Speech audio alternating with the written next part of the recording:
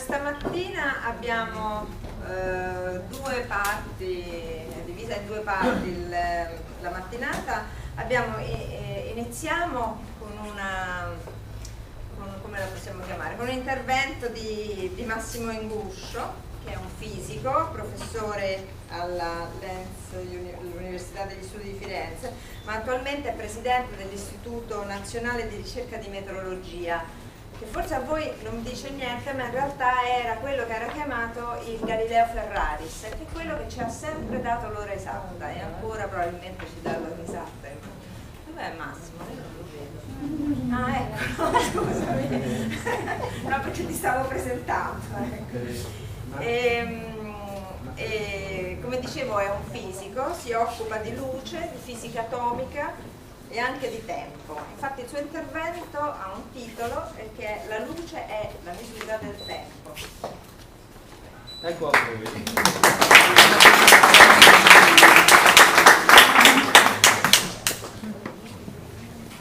Buongiorno, grazie.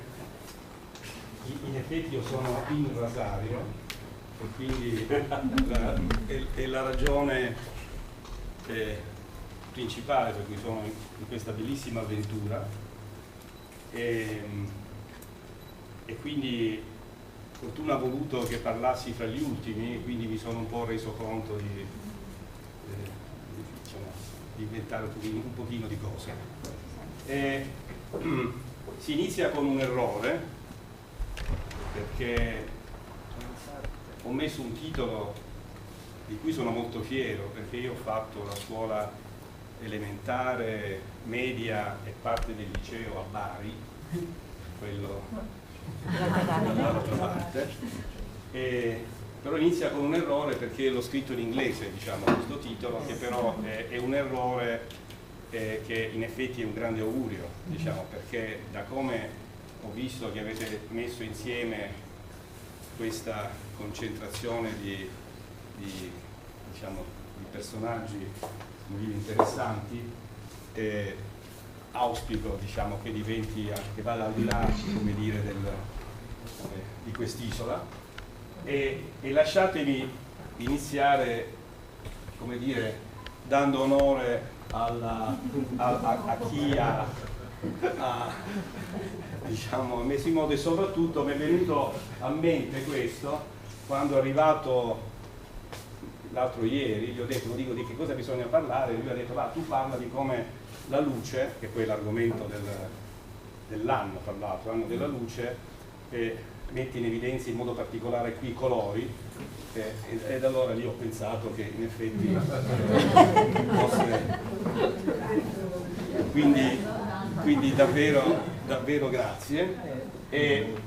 Allora, siccome qui è una cosa d'arte e di pittura, e dopo di me avremo anche l'archeologo, che di fatto è un archeologo preistorico, protostorico, mi stava prima raccontando di cose eccetera, allora noi che riusciamo a vedere un po' nel futuro con la scienza, ho pensato di dover iniziare con dei dipinti, diciamo, in effetti antichissimi, no? Non so se sia preistoria o quello che è, e comunque poi magari Giovanna potrà raccontarvi, diciamo, dopo, non ora, di che cosa sono queste cose. Vedete, questi sono dinosauri o robe di questo tipo, qui, come dire, dei nostri Indiana Jones vengono fotografati, e qui vedete in questi dipinti questa macchia, diciamo, da dove, se ho capito, andavano a prendere il colore, non so come è fatto, ma che poi di fatto, diciamo, quella macchia ritorna ad essere il fuoco, intorno al quale evidentemente si rappresentavano, come dire, delle danze, che di fatto, vedete, questa è una ripresa fatta invece in questo secolo, dove davvero la cosa, come dire, continua, diciamo, basta andare nei luoghi giusti, diciamo, questo fuoco che più che scaldare è qualcosa che, come dire, che illumina c'è la luce, diciamo, un po' la prima luce, come dire, vedete, intorno alla quale evidentemente questi organizzavano ed organizzano tuttora in certi posti, diciamo, come dire, delle danze che sono di salvezza, di guarigione, diciamo. In inglese la parola che usano è healing. Quindi il fuoco. Allora, purtroppo con la fisica questo fuoco diventa, come dire, una cosa, un oggetto, diciamo, una sorgente di luce che copre tutti i colori, diciamo, ha uno spettro, noi diciamo continuo, come dire, di luce, e con queste curve a campana, che sono le curve che noi chiamiamo di corpo nero, e dovete sapere che la luce, tutta la luce che esiste, diciamo, quella appunto di quel fuoco, quella della lampadina a incandescenza, ma quella del sole, diciamo, si descrive esattamente con queste curve che sono un'espressione matematica tremendamente precisa, e la cui comprensione ha consentito nel secolo scorso di dare origine alla più importante rivoluzione filosofica che ci sia stata, secondo me, secondo molti, che è quella della meccanica quantistica, cioè quello di capire e di vedere la realtà in un modo un po' diverso, diciamo, di cos'è la realtà, tutte queste storielle. Quindi colori, luce, cose matematiche. Allora, che cosa è successo? È successo che dalla candela, che comunque anche quella si può descrivere come una distribuzione, come dire, continua, diciamo, in questi ultimi anni si è riusciti a produrre luce da dei diodi che emettono luce. Voi siete allenati a quelli che si trovano nei supermercati rossi, sono facilissimi. In effetti l'aver inventato il diodo che emette nel blu ha consentito di mettere sul mercato, oltre al rosso e al verde che già c'erano, il blu, e quindi combinando, come dire, i tanti artisti sanno, diciamo, combinando questi tre colori, diciamo, si può costruire qualsiasi colore e in particolare il bianco. Allora, questa invenzione, questa realizzazione, che non sembra nemmeno un'invenzione, è una roba che è stata premiata con il premio Nobel praticamente alla vigilia di quest'anno, che è l'anno internazionale della luce, non tanto per il senso di scoperta, perché tutta la fisica che c'è lì dentro era abbastanza nota, ma perché, seguendo il vero testamento di Nobel, è una di quelle scoperte che producono, diciamo, grandissimo beneficio all'umanità. Perché?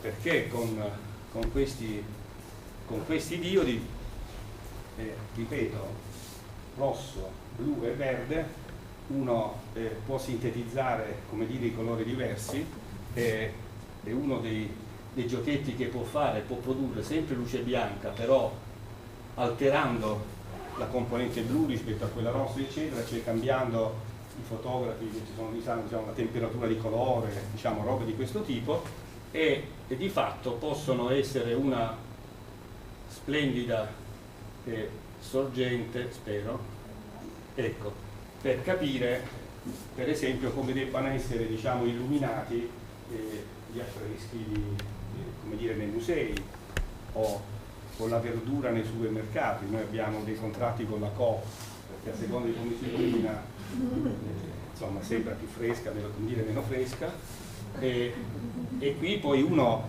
è nei gusti, diciamo, capire come vuole illuminare questi affreschi del bronzino, decidere qual è il colore.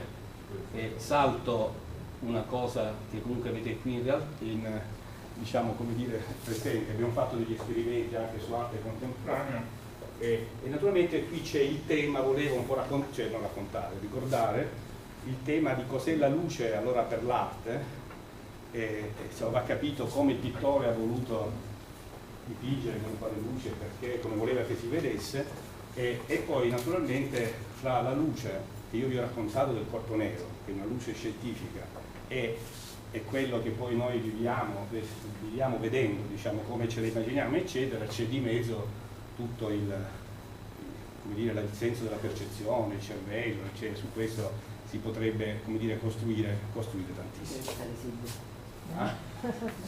Si potrebbe costruire tantissimo, e qui l'ambiente è giusto, non per oggi, diciamo, però i vari personaggi multidisciplinari, poi alla fine si scopre che è tutta una questione di chimica, forse, non so, però, che è triste, ma insomma, così è.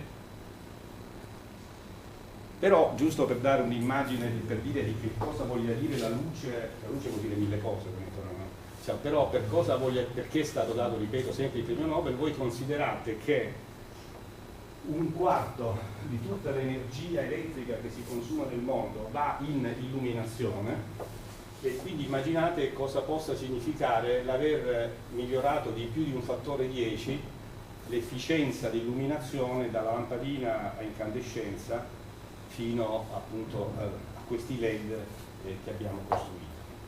La cosa ha un impatto colossale. Difatti, se tornate nei luoghi da dove erano state prese quei dipinti come dire preistorici, ma forse non sono nemmeno preistorici, perché fino al secolo fa, 2 secoli più o meno, così vivevano lì nelle caverne, appunto, di questi. E questo è appunto Steven Chu, premio Nobel per aver usato la luce per raffreddare gli atomi, per portare allo zero assoluto, che poi è il mestiere mio, quello vero, diciamo, di fisico, e però è stato anche ministro di Obama per l'energia, altri luoghi, e quindi è riuscito a portare gli Stati Uniti di fatto quasi alla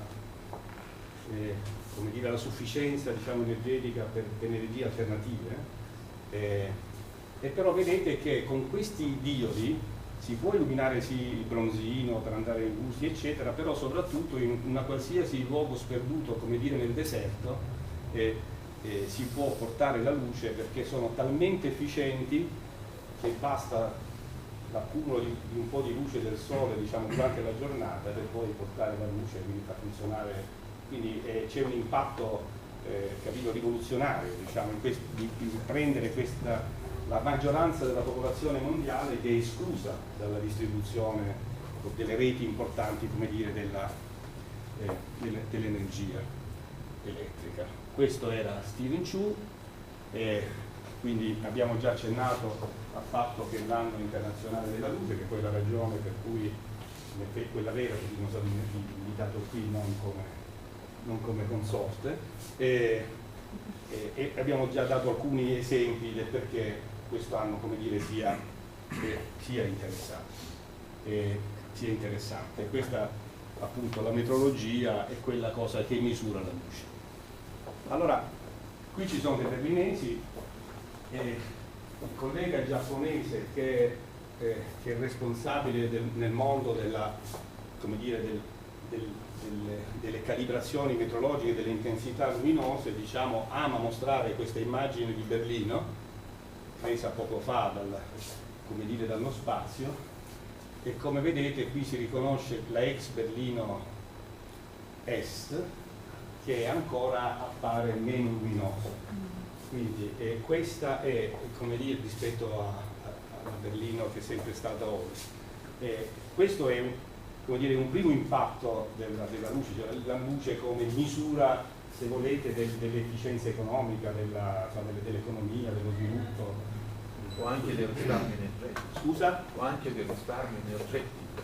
O anche del risparmio energetico, o anche, per metterla così, io adesso sai che sono a Torino, allora a Torino c'è il sindaco che ha cambiato tutte le luci e le ha volute, con i LED, quelli di prima, le ha volute fioche così, perché poi è luce più calda, no? Quindi uno la può mettere come vuole, però in effetti vista così sa più di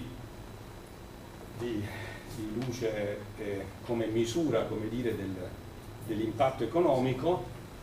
E subito dopo di questo vi voglio mostrare delle luci che sanno più di arte. Questa appunto sono i sassi di Matera, ci sono luci sparse.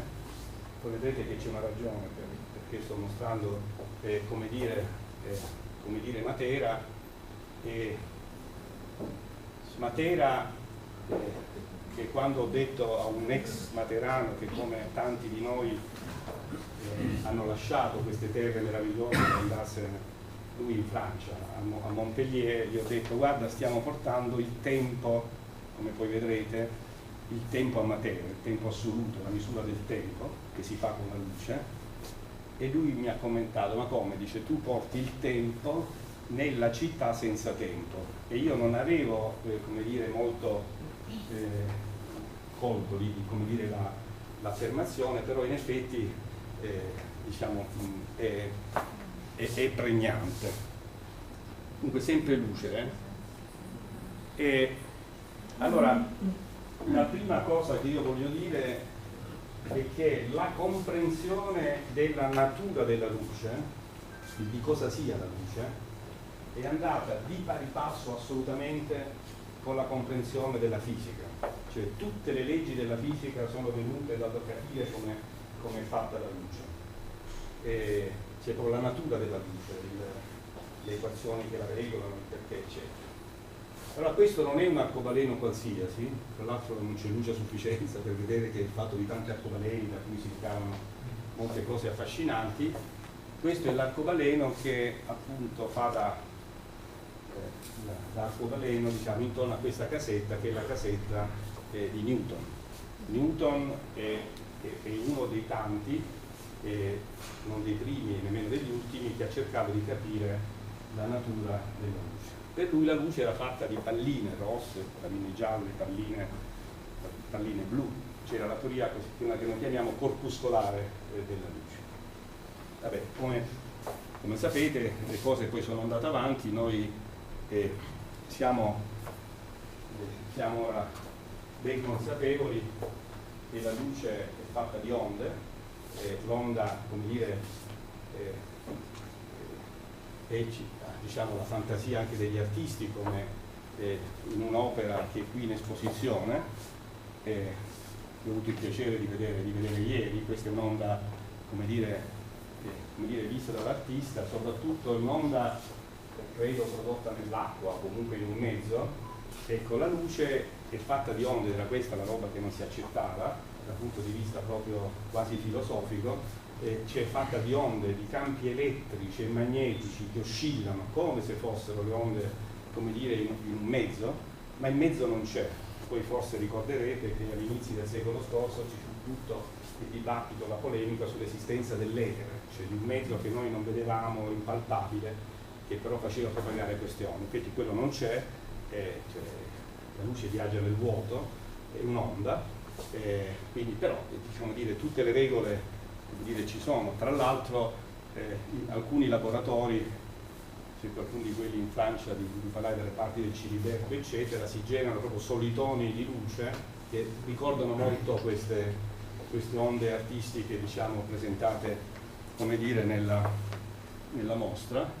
Però, come dire, per semplificare, allora la luce è un'onda, allora l'onda è un fenomeno periodico che va su e giù, su e giù, su e giù, su e giù, si propaga a quasi 300.000 chilometri, come dire, in un secondo, e quindi di conseguenza in un secondo poi, diciamo, oscilla molte volte, oscilla 1 milione di miliardi di volte tipicamente la luce visibile. Qui volevo tornare un pochettino alla lezione di ieri, come dire, della matematica, quella della fisica, diciamo. Devo dire che la fisica ama e convive con la bellezza, soprattutto con le simmetrie. Cioè non c'è una delle poche equazioni di fisica, la fisica è fatta di 5 o 6 equazioni, non più di tanto, quando capite bene, ma che non abbia dentro di sé una perfetta simmetria, un'eleganza. Cioè se una formula non è bella, è sbagliata. Questo è così.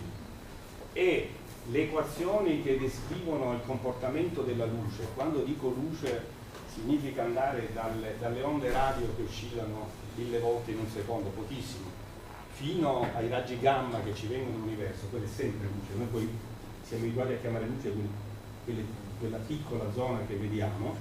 Queste sono descritte da delle equazioni di Maxwell, che sono belle. Cioè, quando uno, addirittura ci facevamo le magliette noi quando si appassiona, e sono belle e simmetriche, e furono accettate nonostante che non ci fosse una base matematica precisa e rigorosa per averle ricavate, e queste si sono rivelate come un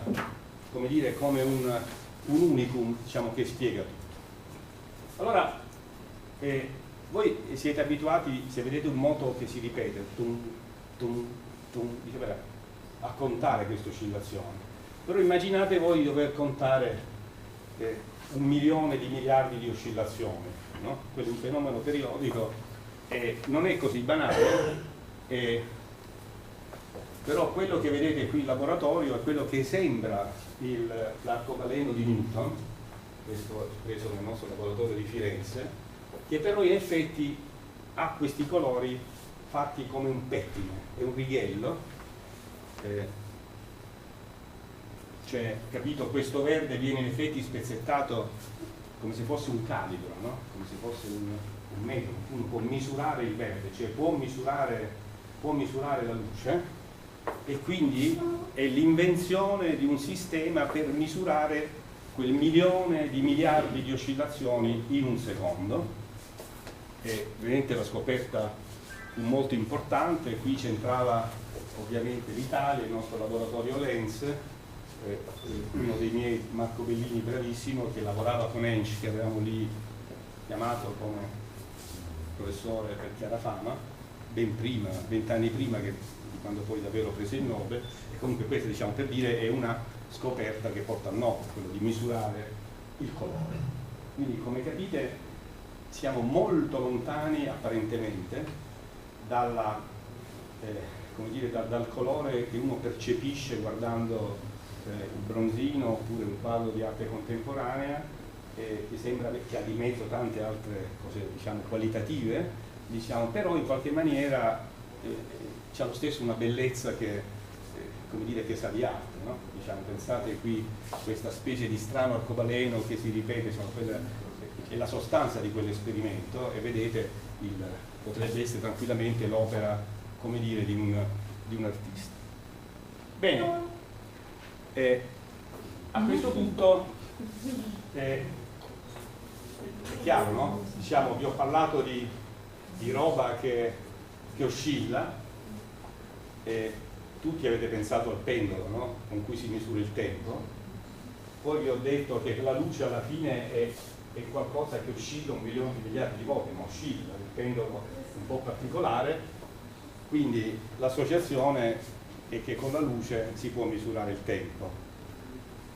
Infatti il titolo ufficiale di questo intervento era appunto la luce e la misura del tempo. E perché qui è importante l'arte? È importante l'arte, pensavo stamattina, perché dà un senso di ottimismo, quasi sempre. C'è qualcuno, qualche artista che, quando Giovanna mi ha portato a vedere tutti quei quadri neri di Roscoe, insomma, uno lì, però insomma, in genere, prima per esempio era lui stesso, era ottimista. Allora, ieri guardando su, come dire, questo, se capisco, questo serpente che si mangia la coda, e ho pensato che quando faccio i seminari sul tempo, per dire che il tempo è in me una cosa importante, e c'è esattamente l'immagine del serpente che si mangia la coda, che poi è un significato di un tempo universale, come sappiamo, della cosa che rinasce, eccetera, eccetera. Difatti non è un caso che questo serpente sia proprio, devo dire, nel cimitero della città dove io sono nato, per, come dire, Lecce.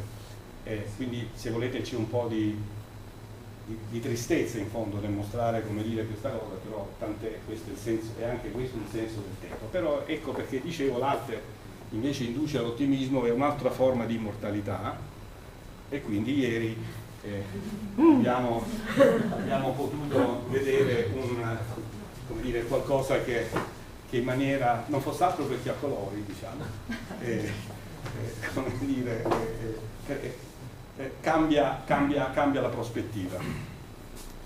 Però adesso in maniera un po' scherzosa ma non troppo abbiamo introdotto il concetto allora di luce e misura del tempo, luce utilizzata per misurare il tempo. Quindi dobbiamo tornare all'arte e ad un quadro che a me sta molto a cuore perché è molto didattico secondo me, che non vorrei sbagliarmi ma in qualche maniera ha influenzato anche dei tempi che De Chirico ebbe a passare chiacchierando con Einstein, diciamo, in qualche maniera, o dopo, ma comunque lui aveva chiacchierato con Einstein a Monaco, ed era l'enigma dell'ora. Allora vedete, in questo quadro c'è prima di tutto qui una meridiana che subito associa la luce alla misura del tempo dall'origine, perché l'uomo com'è che ha misurato il tempo da sempre?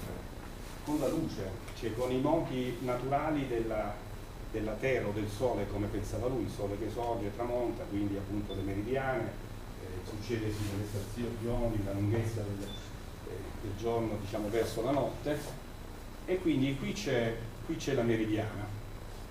Il titolo però del quadro è l'enigma dell'ora, poi andrebbe capito perché lo chiama l'enigma dell'ora, quando questo associare la misura del tempo alla luce è naturale, è una cosa che funziona, tra l'altro questa funziona qui vicino e questa funziona esattamente lo stesso fenomeno, qui siamo dall'altra parte, siamo vicini a Città del Capo, quindi proprio altro emisfero, come dire, altro tutto, quindi è un fenomeno come dire, naturale.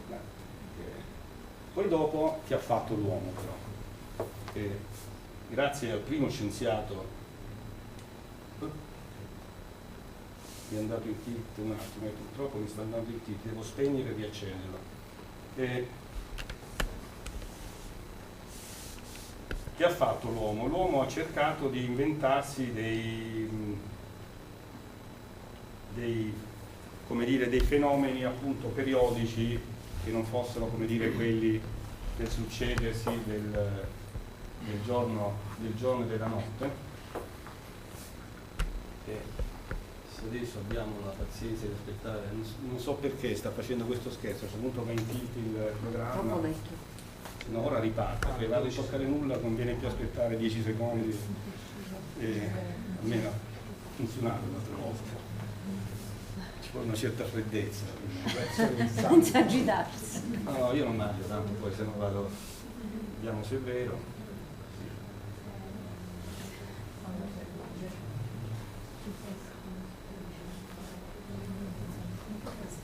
Ringraziamo Bill Gates, intanto ringraziamo Bill Gates per cosa? Per questo del problema tecnico. Ma perché secondo te fa questa cosa? Non si sa. Perché è vecchissimo, ma io ho lo stesso computer. È vecchio, ma uno il tempo. Io ce l'ho uno così un po' più leggero. Si stanca, è vecchiata.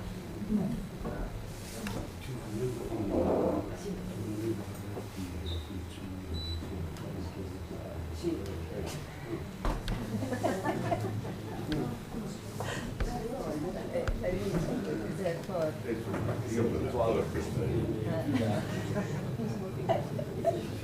No, ma soprattutto è sparito il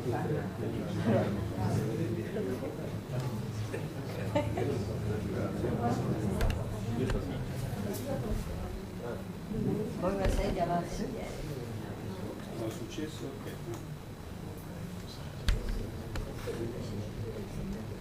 Si sono tutte mescolate, no? Ah, aspetta. Fermi tutti. Bello della diretta. Mandiamo la pubblicità? Come? Le pecorelle, qualcosa, siamo a tema adesso. Perdonatemi, ma io non... è successo qualcosina che non sto capendo. E questo telescopio della Sardegna che ha messo in sala la risata, si è perso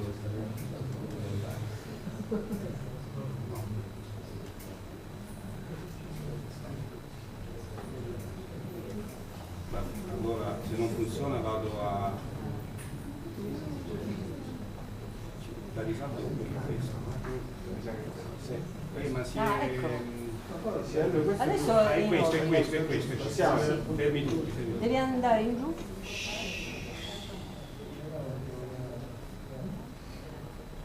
Poi è quasi finito e quindi non vi spaventate.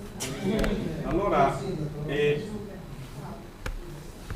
quindi la storiella l'abbiamo già citata, come si misura il tempo, quindi qui c'è Galileo che si dice guardasse, ma non è vero ovviamente, perché come mi faceva osservare qualcuno, la fisica questo è che uno riesce ad astrarre, non c'entra nulla il pendolo, insomma pare che anzi lui sia stato ispirato dal battito cardiaco. Comunque sicuramente il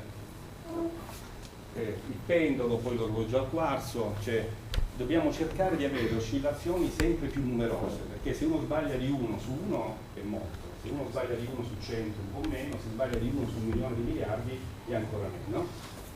Allora, sempre per tornare ad un'altra forma di arte che è quella cinematografica, voi tutti conoscete l'uso della luce nell'immaginario collettivo, che era quello di mutilare, di dove è il mio amico, lui rappresenta bene queste cose anche con Cetrioli ieri, diciamo, come dire. No, ma non era un'opera mia, Il Cetriolo o la composizione del Cetriolo io l'ho solo registrata, ma era un'opera di un altro artista. A me dirimpettaio e attualmente esterno a questa comunque la realtà è che noi adesso con la luce siamo capaci non di tagliare, cosa che tra l'altro così fa, no? Non il povero Sean Connery, ma si fa comunque, tagliamo le vele, gli occhiali, le siepi del giardino di Boboli, tutto si fa, come dire, con la luce forte, però ispirati dalla bellezza del cosmo, cioè cercando di capire come sono le cose delle comete, si capisce che la luce può in effetti esercitare, in quel caso è la luce del sole, che può esercitare, come dire, una pressione sugli atomi, e portata questa cosa in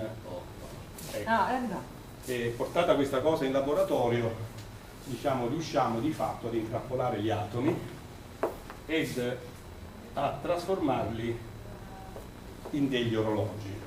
Cioè quello che adesso avviene in laboratorio, uno prende gli atomi, li impalloccola, li spedisce in alto come la fontana che ho mostrato prima per un attimo, e quando sono qui in cima sono quasi fermi. Pensate, gli atomi nell'aria che noi spediamo viaggiano a 1 chilometro al secondo, invece li fermiamo, farli muovere di pochi millimetri al secondo, tanto da poter misurare delle oscillazioni dell'elettrone di un atomo con tremenda precisione. In 10-15 laboratori al mondo ci sono queste cose, poi come sono davvero in laboratorio, cioè sono dei bei tralicci, e quindi insieme a tedeschi, americani, genovesi, giapponesi, eccetera, tramite i satelliti colleghiamo il tempo italiano a quello americano, a quello inglese, a quello dovunque, e abbiamo quello che ora chiamiamo il tempo assoluto. Questi sono i satelliti che servono anche per la navigazione, e noi adesso vogliamo dare della navigazione sempre più precisa. Lo sapete che il GPS di adesso già si va a pochi centimetri, e quindi passando dal pendolo di Galileo a questo pendolo fatto di luce che sta oscillando negli atomi, di cui vi ho lungamente parlato, riusciamo ad avere degli orologi in laboratorio che, se fossero stati messi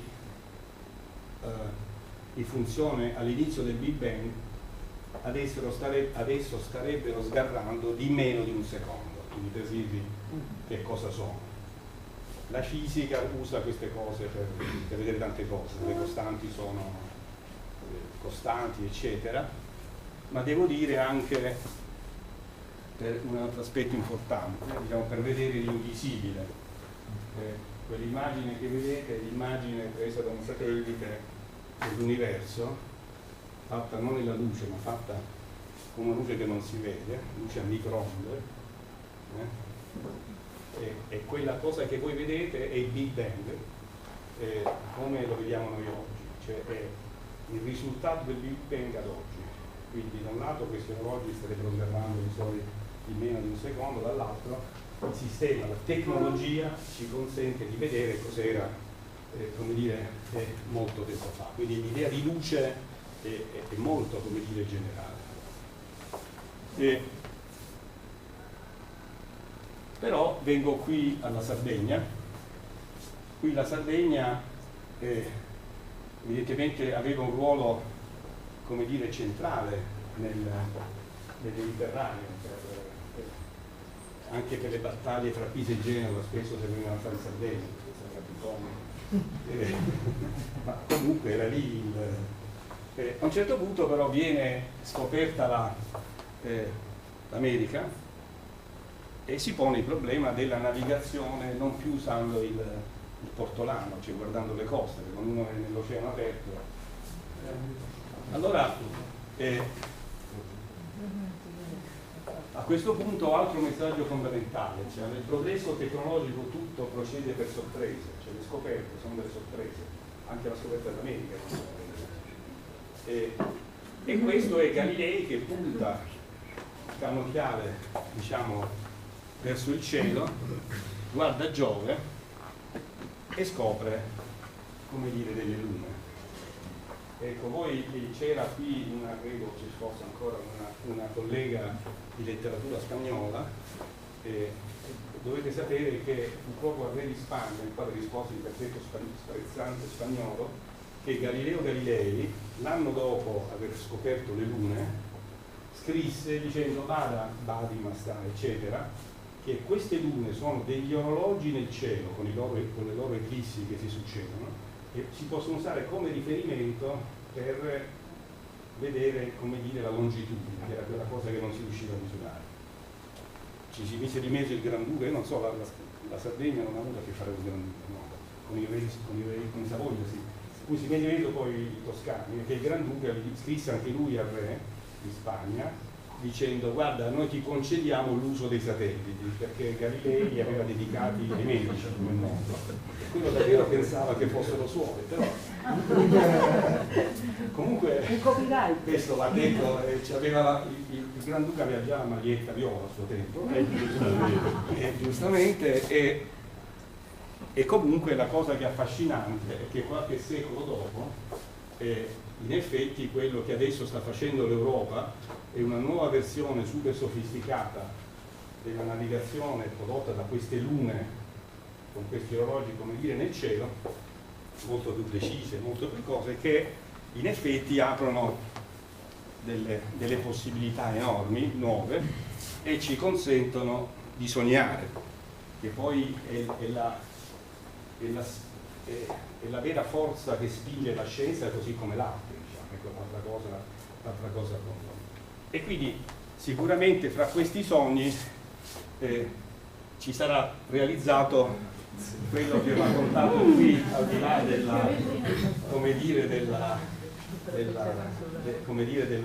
della piazza, perché sarà grazie a questi sogni che in effetti noi adesso pensiamo di poter andare al di fuori del sistema solare con mezzi, oltre che andare con le macchine senza autista. Questo non so se sapete, ci si può già andare, e ci sono di posti dove si va, no? E quello che non sta dietro è la legge, è la giurisprudenza. C'è il problema, se una macchina di questo genere fa un incidente, chi paga, quindi te la patente, Comunque questi sono dei sogni che presto diventeranno appunto realtà, come dicevo, e quindi i sardi potranno. Perché? Perché questo tempo assoluto, che noi si chiama così, universal time, consente di aprire, cioè di realizzare sogni che erano stati iniziati esattamente 100 anni fa. Cioè, ieri abbiamo sentito come il matematico in fondo sogna, cioè si immagina cose che si intersecano, si annodano, ma anche superfici che si annodano, eccetera. Allora c'era un giovane matematico, Riemann, che aveva appunto raccontato di queste superfici strane che si curvano, no? Quella è matematica. però la matematica fa da strumento fondamentale per tradurre poi per mettere ordine, tradurre in concreto i sogni dei fisici che devono fare gli esperimenti, vedere se quella cosa è eccetera. Allora, vedete, questo lasciatemelo dire per i politici,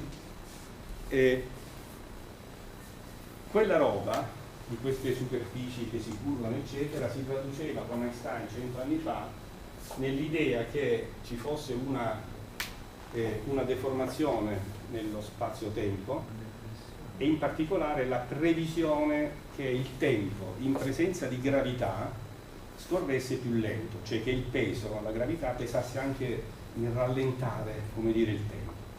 Per cui uno, se va in alto in montagna il tempo scorre più veloce, se va qui il tempo, come dire, scorre più lento. Quindi questa era una costruzione assolutamente astratta matematica e la teoria stessa di Einstein era quanto il non plus ultra dell'astrazione, tuttora io personalmente non la capisco certamente fino in fondo, però questo che vedete, questo scalino, è lo spostamento del tempo che scorre su due di questi orologi che costruiamo, quelli famosi del Big Bang, se solo li spostiamo di 17 cm, quindi basta un cambio di gravità di pochi centimetri, non si accorge che il tempo scorre davvero diversamente. Quindi cos'è la scienza? Cioè questi signori politici che vogliono il risultato per l'anno prossimo, non capiscono nulla ovviamente. Cioè le vere rivoluzioni nascono dalla libertà come dire, della mente. Difatti la relatività generale è ora una scienza applicata. Una formula dove dentro c'è il tensore di Riemann, insomma, che sono tutte queste cose molto astratte, diciamo, molto incomprensibili, diventa una cosa applicata, diciamo, nel senso che scoprendo che la Terra è tutta corrugata per gravità, la gravità qui è diversa che per un chilometro da qui perché dipende, come dire, localmente, ci consente di fare una geodesia, una geologia, come dire, applicata. E qui torniamo al quadro di qui sopra. Perché? Perché De Chirico in effetti qui ci mette la luce bla bla bla bla, però qui segna le 3 e però in maniera un po' incerta, perché vedete le ore sono 3 esatte, ma i minuti non si sa. Ora, sempre in onore della fiorentinità, qualcuno mi ha fatto notare che i fiorentini già da tempo avevano risolto il problema, perché se voi andate a Piazza della Signoria l'orologio che c'è lì non mette ore e minuti, ma mette solo una cosa dove uno deve tirare il nominale. Comunque in effetti il tempo, allora, voi capite benissimo che quando siamo arrivati a questo tipo di precisione nella misura del tempo, allora il tempo è davvero, dipende da dove siamo, no? Dipende proprio da io mi sposto, quindi diventa una roba un pochettino più incerta. Allora, per concludere, da Torino, dove abbiamo questo tempo assoluto, arriviamo fino a Matera, ecco perché prima vi ho mostrato Matera, vedete perché a Matera c'è un grande centro di geodesia spaziale. Matera è uno dei 2 o 3 posti al mondo dove giorno dopo giorno si misura la posizione esatta del centro della Terra, guardando le pulse, le quasar eccetera, oppure mandando con il laser luce verso la Luna, che poi torna all'altro uso della luce, misurare la distanza, come dire, per la Luna e via discorrendo. Però il piano è di andare qui in Sicilia e poi tornare in Sardegna, qui fra Cagliari e Olbia, e poi ritornare, come dire, nel continente e usare questo segno che ci fa girare lì, sono le fibre con cui voi usate le vostre telefonate, nel quale noi però facciamo viaggiare la luce con sopra codificato questo tempo assoluto che determiniamo a Torino e che poi attraverso le Alpi arriva fin da te, diciamo, a Parigi, cioè tutto il tempo ormai siamo collegati, come dire, in tutta Europa. E qui la Sardegna, che costituisce un punto fondamentale, se ce lo lasceremo fare, perché vedete qui alla fine noi creiamo un anello di luce che abbraccia tutto il Mar Tirreno, e questo sistema della luce che viaggia, siccome cambia la frequenza della luce quando uno ha dei movimenti per esempio rotatori, lì siamo sensibili alla rotazione della Terra, e quindi anche alle perturbazioni, e quindi anche agli effetti sismici che ci sono nel Tirreno con i vulcani sottomarini eccetera, quindi c'è un impatto applicativo, come dire, importante. E comunque questi oggetti sono anch'essi belli, quindi scienze d'arte. Vedete qui quanto è bello il radiotelescopio che appunto c'è in Sardegna e che noi adesso andiamo appunto a collegare con quello che abbiamo già collegato vicino a Bologna e poi giù a Noto in Sicilia, per avere una rete di radiotelescopi fondamentale. Tra l'altro dal punto di vista nostro è interessantissima la Sardegna, perché siccome lì non ci sono terremoti, a differenza che negli altri posti costituisce il confronto dei segnali da una parte e dall'altra, diciamo, un bel impatto, diciamo, applicativo. Va bene, detto questo chiudo quindi dicendo cos'è questa scienza di cui noi adesso ci occupiamo. È una scienza, come dire, da Formula 1, è inutile dirlo, c'è chiaro che uno sviluppa tutte le cose, come dire, al massimo, che poi hanno, insomma, uno poi si ritrova nel, come dire, nel quotidiano. Pensate al GPS,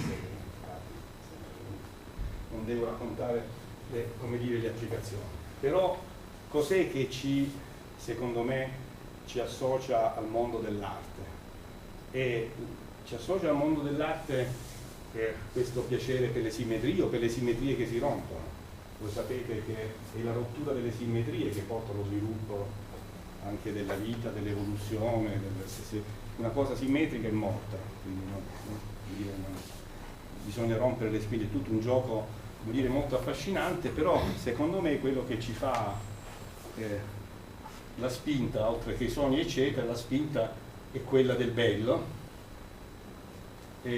E chiudo tornando, questa è l'immagine del condensato di Bose-Einstein, che è stata la più grossa rivoluzione degli ultimi 20 anni, e qui vi leggo, dice: avevo creato qualcosa che prima non esisteva, avevo aggiunto qualcosa di nuovo, me ne rendevo conto ed ero orgogliosa del mio successo, già stavo per correre a cercare lui per raccontargli tutto, però poi non l'ho fatto perché non ne sarebbe importato nulla, perché non serviva a niente, sospirando ho rinunciato ad andarci, non serviva a costruire eccetera eccetera. Quindi lei dice: ma per me non era una cosa spregevole, o fuoco, leggiadra creatura color di rosa, ti amo perché sei bello e tanto basta. E questa è Eva nel, diciamo, secondo Mark Twain, diciamo, nel diario di Adamo ed Eva. Cioè io credo, ora eravamo partiti col fuoco, no? Primordiale, e quindi alla fine bisognava finire con qualcosa di bello per dare anche, secondo me, quello che poi accomuna tutti noi, diciamo, l'amore per il bello e anche per le cose inutili, cioè, o perlomeno per le cose che non sembrano immediatamente utili, poi dopo tornano utili come il fuoco, diciamo, della scoperta. Questo spero di aver dato un po' un'immagine.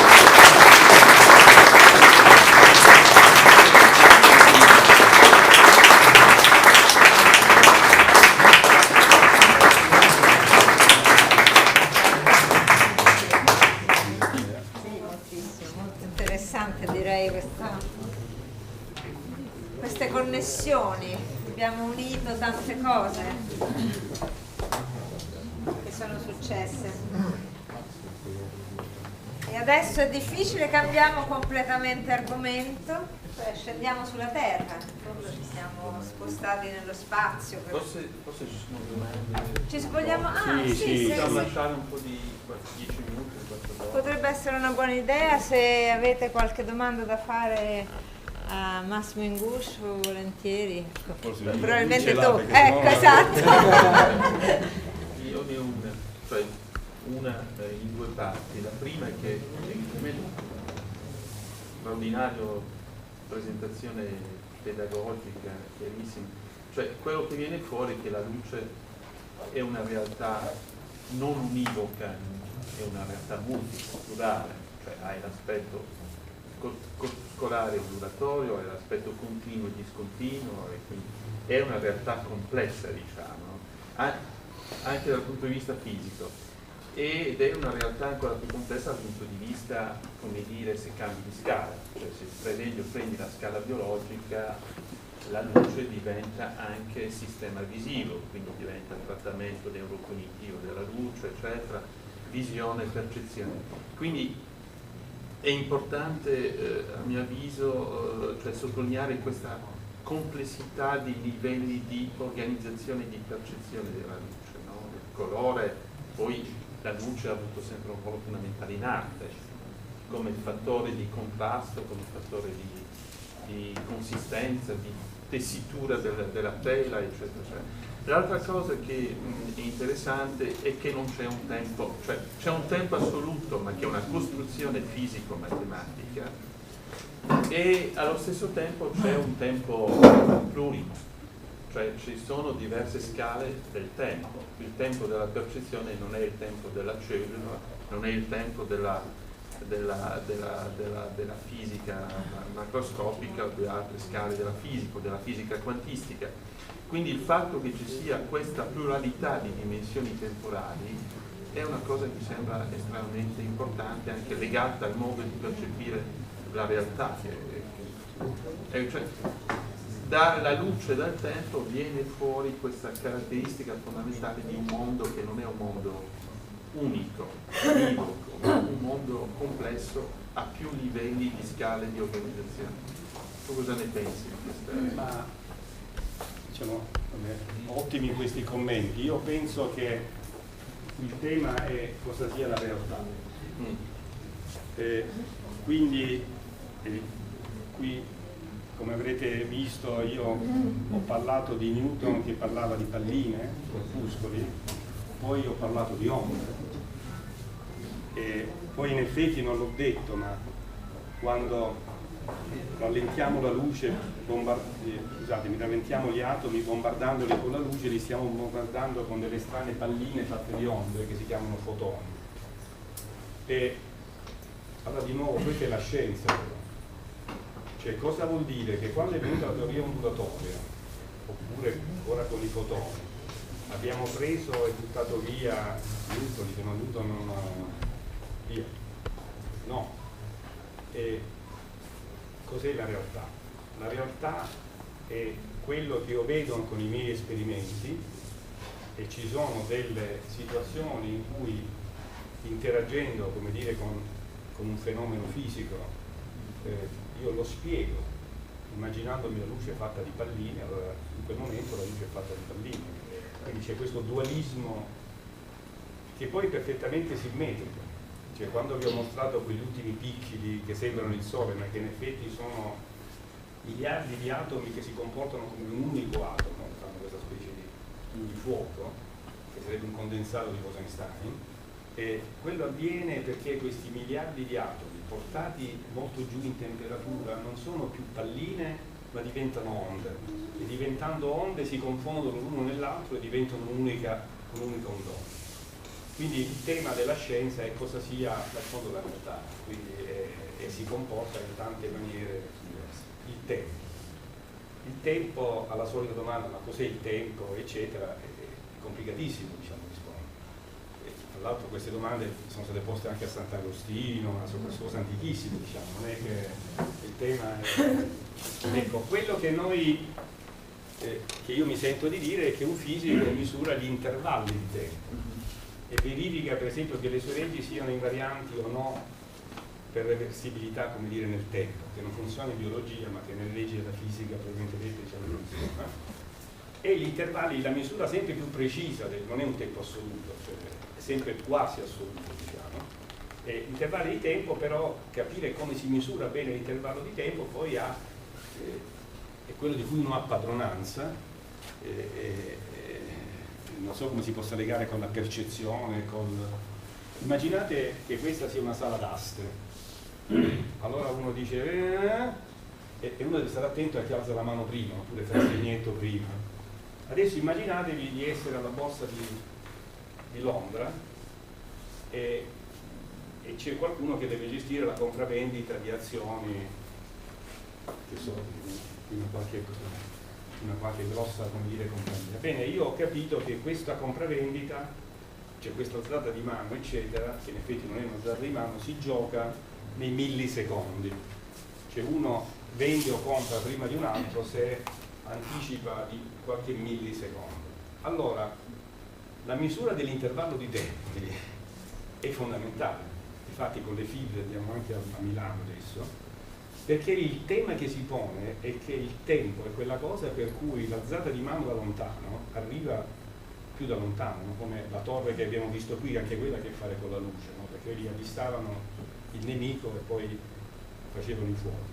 Allora per esempio uno dei temi che ora che c'è è quando il giapponese ordina a Londra di comprare un'azione o miliazioni e lo fa prima del londinese, però poi c'è un ritardo di tempo nell'arrivo. Allora qual è il tempo che va? Allora capite, le cose sono molto complesse, anche con rilevanze applicative non trascurabili. Io posso dire che quello che noi cerchiamo, su cui siamo sicuri di riuscire a mettere un ordine ben preciso, è una misura di intervallo di tempo, rimanendo però legati alle questioni biologiche, no? Voi forse ogni tanto sapete, ogni tanto i giornali uno fa notizia solo quando qualcosa si rompe, no? Per esempio quest'anno di nuovo ha fatto notizia che abbiamo dovuto fermare questi orologi, a qualcuno sarà capitato di leggere, per un secondo, il famoso, sì, perché?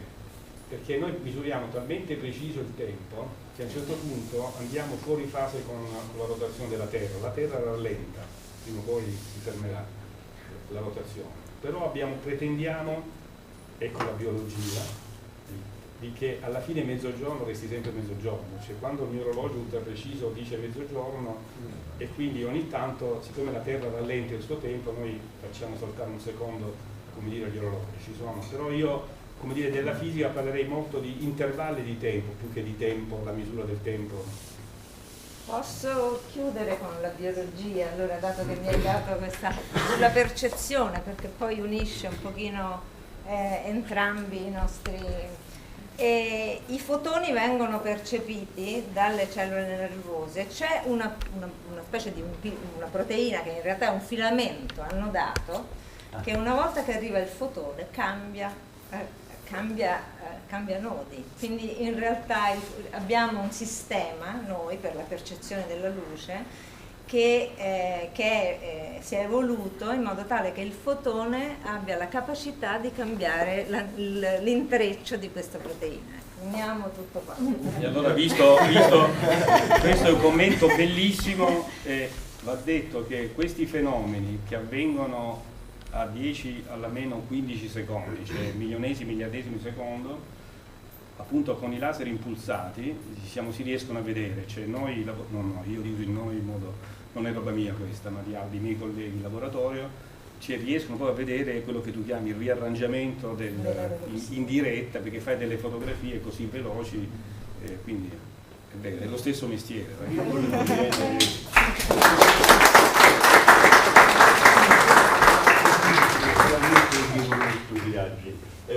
Volevo chiedere se le foto mie, essendo grandi, si possono chiamare fotoni.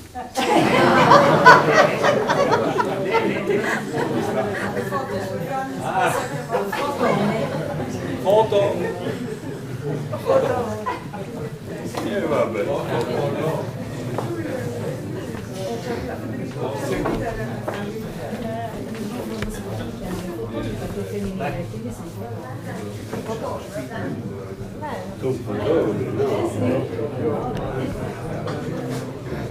Ho capito tutto.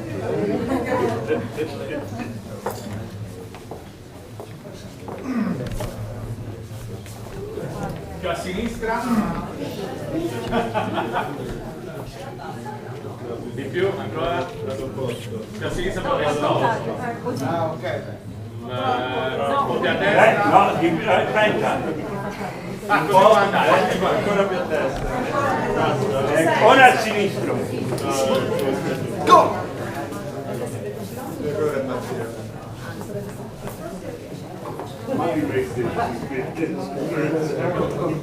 Volevo invitare i componenti di questa tavola rotonda che adesso sono Giuseppe Aresu, Michele Castoldi e Nicoletta Zopelli.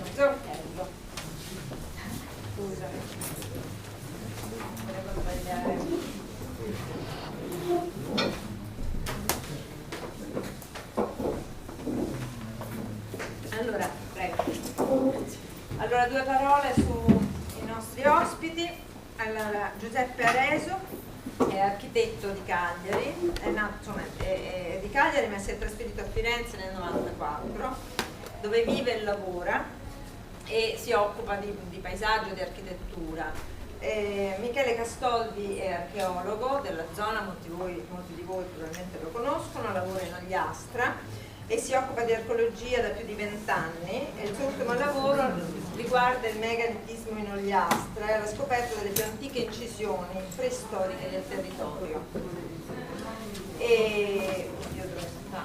Un foglio dedicato a Nicoletta, che non trovo più.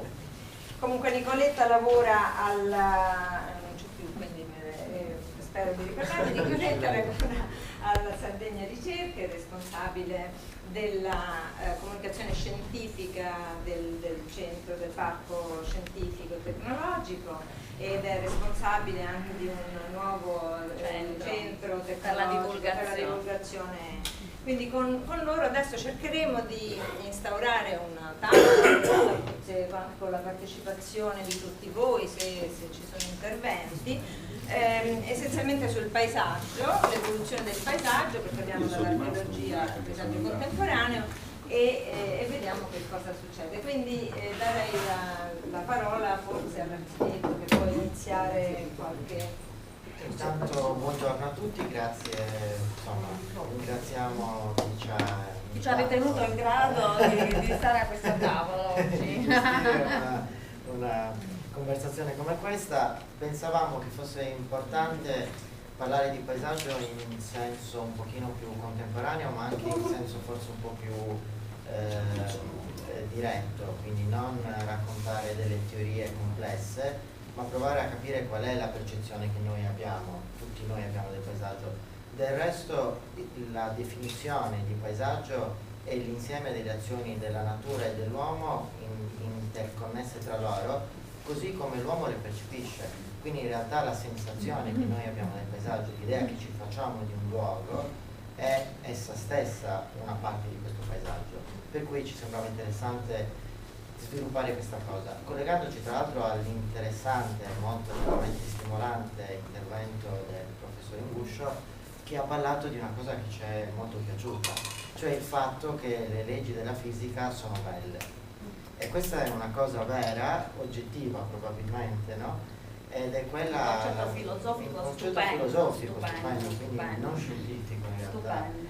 Ed è quello a cui noi tendiamo, il bello. Le leggi di natura con le leggi della fisica sono effettivamente delle belle leggi, no? E noi dobbiamo fare in modo che il nostro paesaggio in questo stesso discorso rientri in questa, come dire, tensione verso il bello.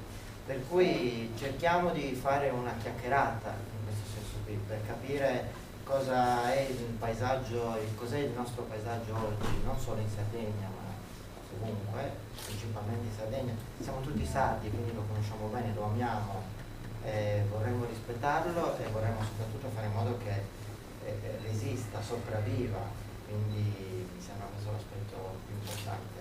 Sì, Giuseppe, colgo l'occasione in qualche modo per ricollegarmi anche al ragionamento che faceva il professor Inguscio, molto interessante, della luce del tempo. Sicuramente noi oggi siamo abituati a vedere il paesaggio, una realtà molto condizionata dai fenomeni, chiamiamoli esterni, che l'uomo stesso ha creato. Se facciamo una proiezione indietro nel tempo dovremmo spogliarci di tante delle cose che oggi appunto ci dettano degli standard che erano diversi.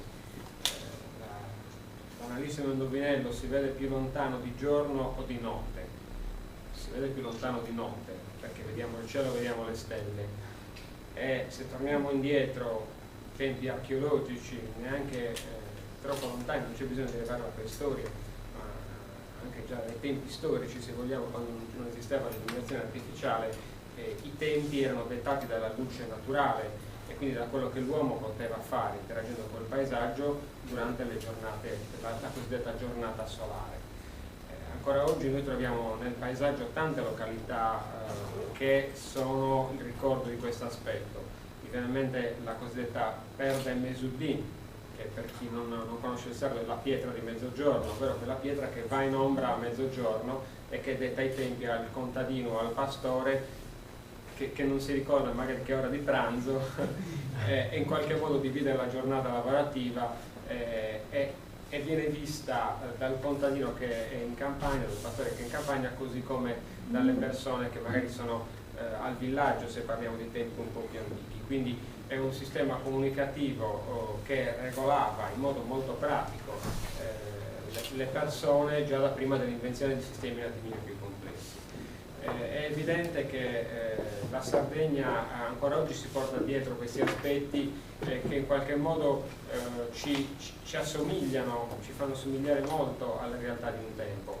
Se andiamo indietro di 50 anni, ma forse potremo vederlo ancora oggi in alcune realtà, andremo a descrivere una realtà socio-economica sarda molto simile a quella che potevamo trovare in età nuragica, con le persone abituate a vivere nelle campagne, a stare per molto tempo lontano dai piccoli centri abitati in sostanza, e a sfruttare le forme di architettura che per oggi troviamo, anzi si stanno cominciando a rivalorizzare, esattamente identiche a quelle che erano le capanne nuragiche, ovvero parlo dei pinnettos o dei barraccos, secondo la denominazione locale che se ne vuol dare. Quindi un qualcosa che ci avvicina a chi ci ha preceduto e che ci può aiutare in isole come la nostra ad avere un contatto più diretto con la natura. Dobbiamo essere bravi a spogliarci appunto delle realtà che abbiamo oggi. Noi possiamo essere anche contenti di quello che esiste. Il professor Imbuscio ha citato il radiotelescopio di San Basilio, ma possiamo dire che a Lanusei c'è l'osservatorio astronomico di Monte Armida, che è uno dei più interessanti di tutto il Sud Italia, proprio perché gode di un basso inquinamento luminoso e quindi riesce a cogliere determinati aspetti del cielo che sono molto interessanti. Mi viene da dire, perché ci siamo detti ieri, ci siamo conosciuti da ieri, abbiamo per adesso avuto semplicemente delle chiacchierate familiari molto piacevoli e ci siamo detti di interromperci liberamente, perché l'idea doveva essere questa. Vince chi interrompe. E quindi questo vale anche per voi, cioè ce l'aspettiamo. La cosa che mi è piaciuta molto sulla quale ho riflettuto prima è che la Sardegna, oltre ad essere il luogo dei silenzi, no? La Sardegna è anche il luogo della luce e dell'assenza di essa, ed ecco perché, qua mi collego a quello che diceva il professore, non è un caso che il Sardinia Radio Telescope sia in Sardegna, perché la Sardegna non ha inquinamento luminoso, o se poi in alcune zone ne ha pochissimi, cioè ce l'ha, ma in alcune zone ne ha pochissimo, ecco perché, quindi l'importanza anche dell'assenza della luce. E poi invece mi ricollego, perché mi è venuto un altro pensiero sulle cose che facciamo noi al Parco Tecnologico, anche l'importanza invece dell'illuminazione in determinati sviluppi di applicazioni che si fanno all'interno del Parco Tecnologico. Mi viene da pensare a Montifrana, una grandissima scoperta di cui tutti conosciamo, cioè la portata. Ebbene, è stato sviluppato un sistema di visualizzazione, quindi di analisi di queste statue, che grazie a una multirisoluzione di visualizzazione, quindi alla possibilità di illuminare ovviamente tecnicamente dei punti, ha permesso di vedere dei particolari che altrimenti non si sarebbero notati. Quindi ecco l'importanza della luce e dell'assenza di essa. Mi sono collegata perché ho pensato ai Montifrana, cioè perché devo dire una cosa, che questo gruppo che è stato messo in piedi dalla Rosanna è stato estremamente eterogeneo, quindi noi dobbiamo cercare di passare dall'architettura al paesaggio, alle cose tecniche, però l'idea era questa, quindi siccome praticamente noi quello che diciamo adesso è nato tutta dalle riflessioni sulle sue bellissime slide, sul suo bellissimo intervento, quindi adesso parliamo di luce, dovevamo parlare di paesaggio. Ma la luce in realtà è una componente del paesaggio e torniamo al paesaggio. Brevemente diciamo che la luce è una componente fondamentale dell'architettura. Lo sviluppo della luce a LED per noi architetti è un elemento importante e anche piuttosto controverso, perché l'abbiamo contrastata a lungo. Oggi piano piano ci stiamo arrendendo, perché in realtà la qualità della luce è migliorata rispetto a quella iniziale, è una luce che finalmente sta raggiungendo le colorazioni e le temperature della vecchia luce a cui eravamo abituati e quindi finalmente la stiamo accettando. Ma questo perché? Perché la sensazione della luce è molto importante sulla percezione che poi sia di un oggetto, di un luogo, di uno spazio, per cui è anche di una conoscenza di un oggetto, perché appunto proprio è uno strumento, la luce è uno strumento, per cui questo è un tema molto interessante. Ovviamente è una parte minima di un paesaggio, di un concetto di paesaggio. Quello che conta probabilmente è che noi dobbiamo cercare oggi di raccontare che il paesaggio è un valore per tutti noi, è un valore per la nostra società ed è un valore che in realtà è antico, ha delle radici profonde e che forse negli ultimi 50-100 anni è stato travisato, è stato probabilmente violentato. Quindi è importante che noi forse riusciamo a capire, a conoscere le regole di questo paesaggio, dei nostri paesaggi, per poterlo, non dico ripristinare, ma forse ricominciare ad amare, questo sì. Forse noi abbiamo perso, come dire, l'estetica della luce, quando invece gli antichi monaci sapevano benissimo il valore che aveva la luce sugli oggetti. Quando c'è l'esatto momento in cui la luce colpisce un elemento architettonico neuralgico, credo che sia c'è da dire questo, che al di là del discorso della luce, che è molto interessante, ma che non ci deve vincolare troppo nel dibattito, se no facciamo un doppione di quello che è stato già detto. Si discute molto negli ultimi anni delle cosiddette teorie archeoastronomiche, che sono molto legate soprattutto ai movimenti della Terra in relazione al Sole e della Luna in relazione alla Terra. Sono teorie molto difficili da studiare, da dimostrare, anche perché in questo caso si vedono proprio degli errori legati a quello che dicevo prima, cioè dal condizionamento di cosa vediamo oggi. Molti avevano sentito parlare del pozzo di Santa Cristina,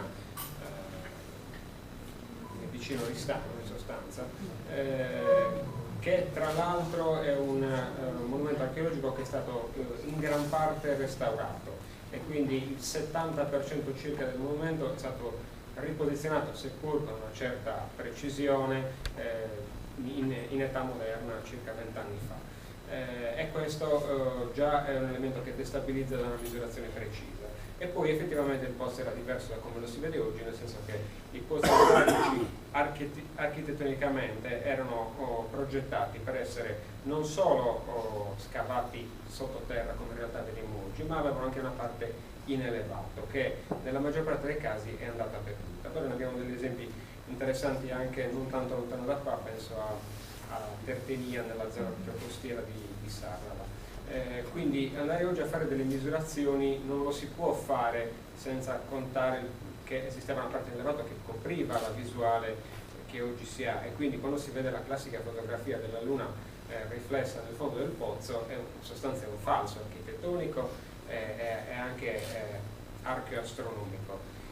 Diverso è dire che nella progettazione di tali monumenti, perché di progettazione si parla, è proprio in seguito a delle recenti ricerche svolte dell'Uraghe a Rubio di Orroli, è stato determinato che l'Uraghe è stato progettato in un unico momento, in un unico concetto, quindi in queste progettazioni probabilmente si andavano a valutare degli elementi astronomici, proprio perché effettivamente era una realtà importantissima e pregnante dell'epoca, quando basti pensare d'inverno la giornata è più buia che luminosa, in sostanza quello che si può fare è solo guardare il cielo, e quindi c'era un legame forte in età neuralgica, così come lo si trova in tante civiltà storiche, protostoriche e preistoriche.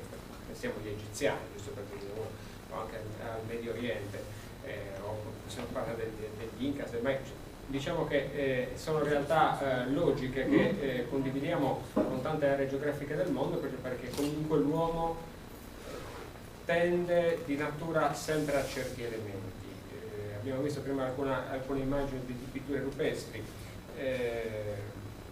Faccio qualche salto, ma giusto per dire che se andiamo a vedere le pitture rupestri del Sud America che si datano a circa 7-8 mila anni fa, sono molto simili a quelle che troviamo in Europa. Poi i mondi si dividono in qualche modo, in Europa si sviluppa tutt'altra arte, tutt'altra civiltà, in Sud America no, viene ripresa molto tempo dopo, perché si tende sempre agli stessi elementi ma magari con tempi diversi, e questo è un qualcosa che se poi non arrivasse il Cristoforo Colombo di turno, anche loro avrebbero fatto i loro passi avanti. È la conoscenza degli strumenti che abbiamo a Posso disposizione. tornare al concetto universale di luce? Ieri ho capito molto sulla luce della Sardegna, perché con Giuseppe Areso siamo andati a fare il bagno in una baia e lui ha detto: pensavo che questo posto fosse cambiato, però nonostante ci siano molte case non belle, la luce è la stessa di 30 anni fa. Questa è la luce, cioè è l'atmosfera.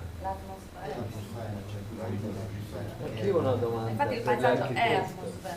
Sì, questo è come noi lo percepiamo in questo senso qui. Certo. Quindi è molto Abbiamo una domanda di... Sì, prego. No, vorrei capire, quando parla di paesaggio, se intende più paesaggio con l'intervento umano o un paesaggio... No, il paesaggio in realtà per definizione è il paesaggio con l'intervento umano, nel senso che il paesaggio è l'insieme delle azioni umane e delle azioni naturali di un luogo.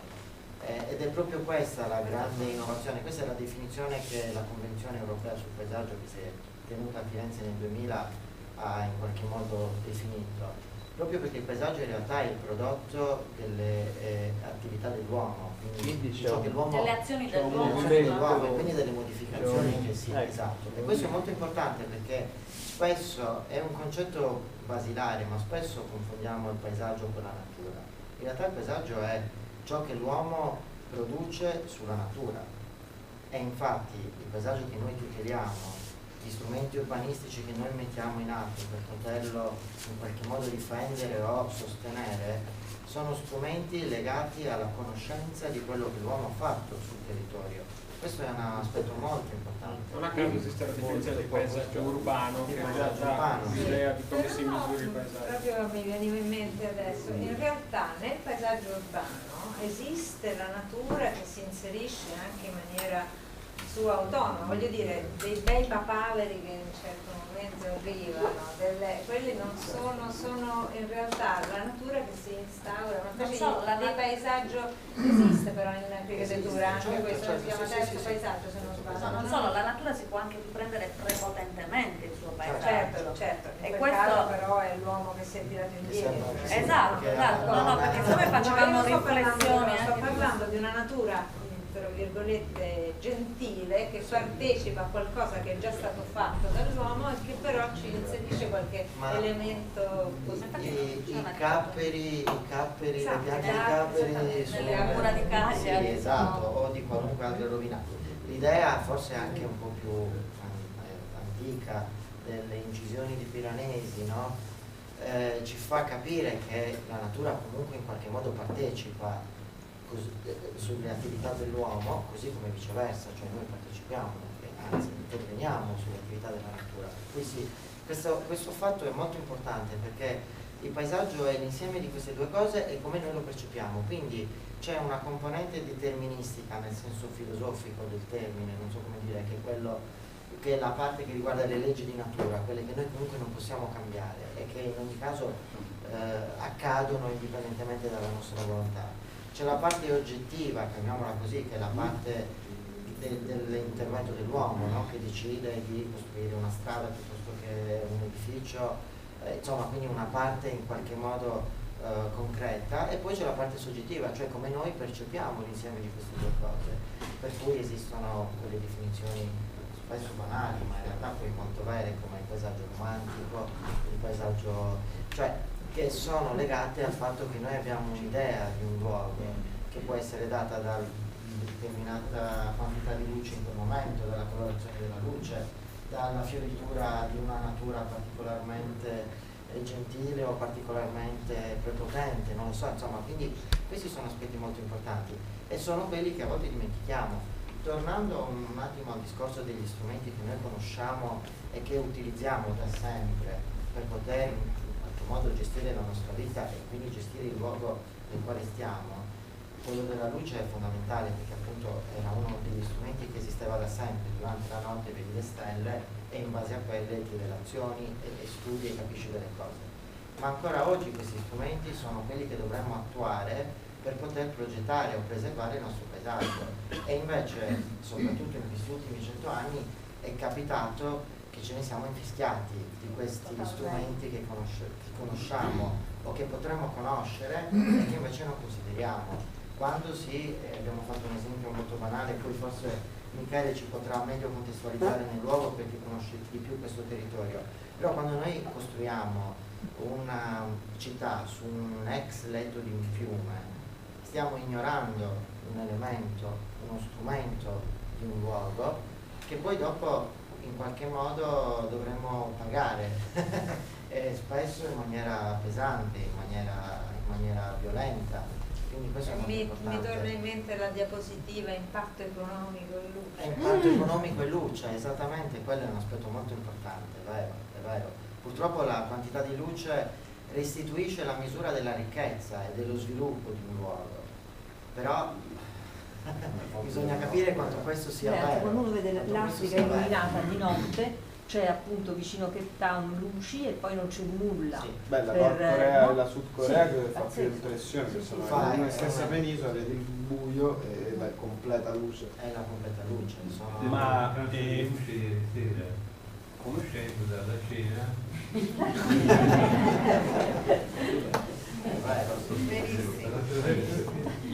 io trovo che tutto questo sia veramente affascinante, senza andare appunto all'Africa dove le luci sono solo pure Berlino eccetera, e se voi venite nella mia terra vedete la Puglia che è tutta ricca, insomma, o meno, però le luci, la distribuzione delle luci di notte sono un'evidenza della storia e del fatto che ci sia stato Federico II che con le sue leggi per cui si poteva costruire in campagna solo con quello che si trovava nella campagna, in modo che la gente dissodasse, e quindi c'è la stessa cosa che avete qui, quello che all'alba va e poi torna.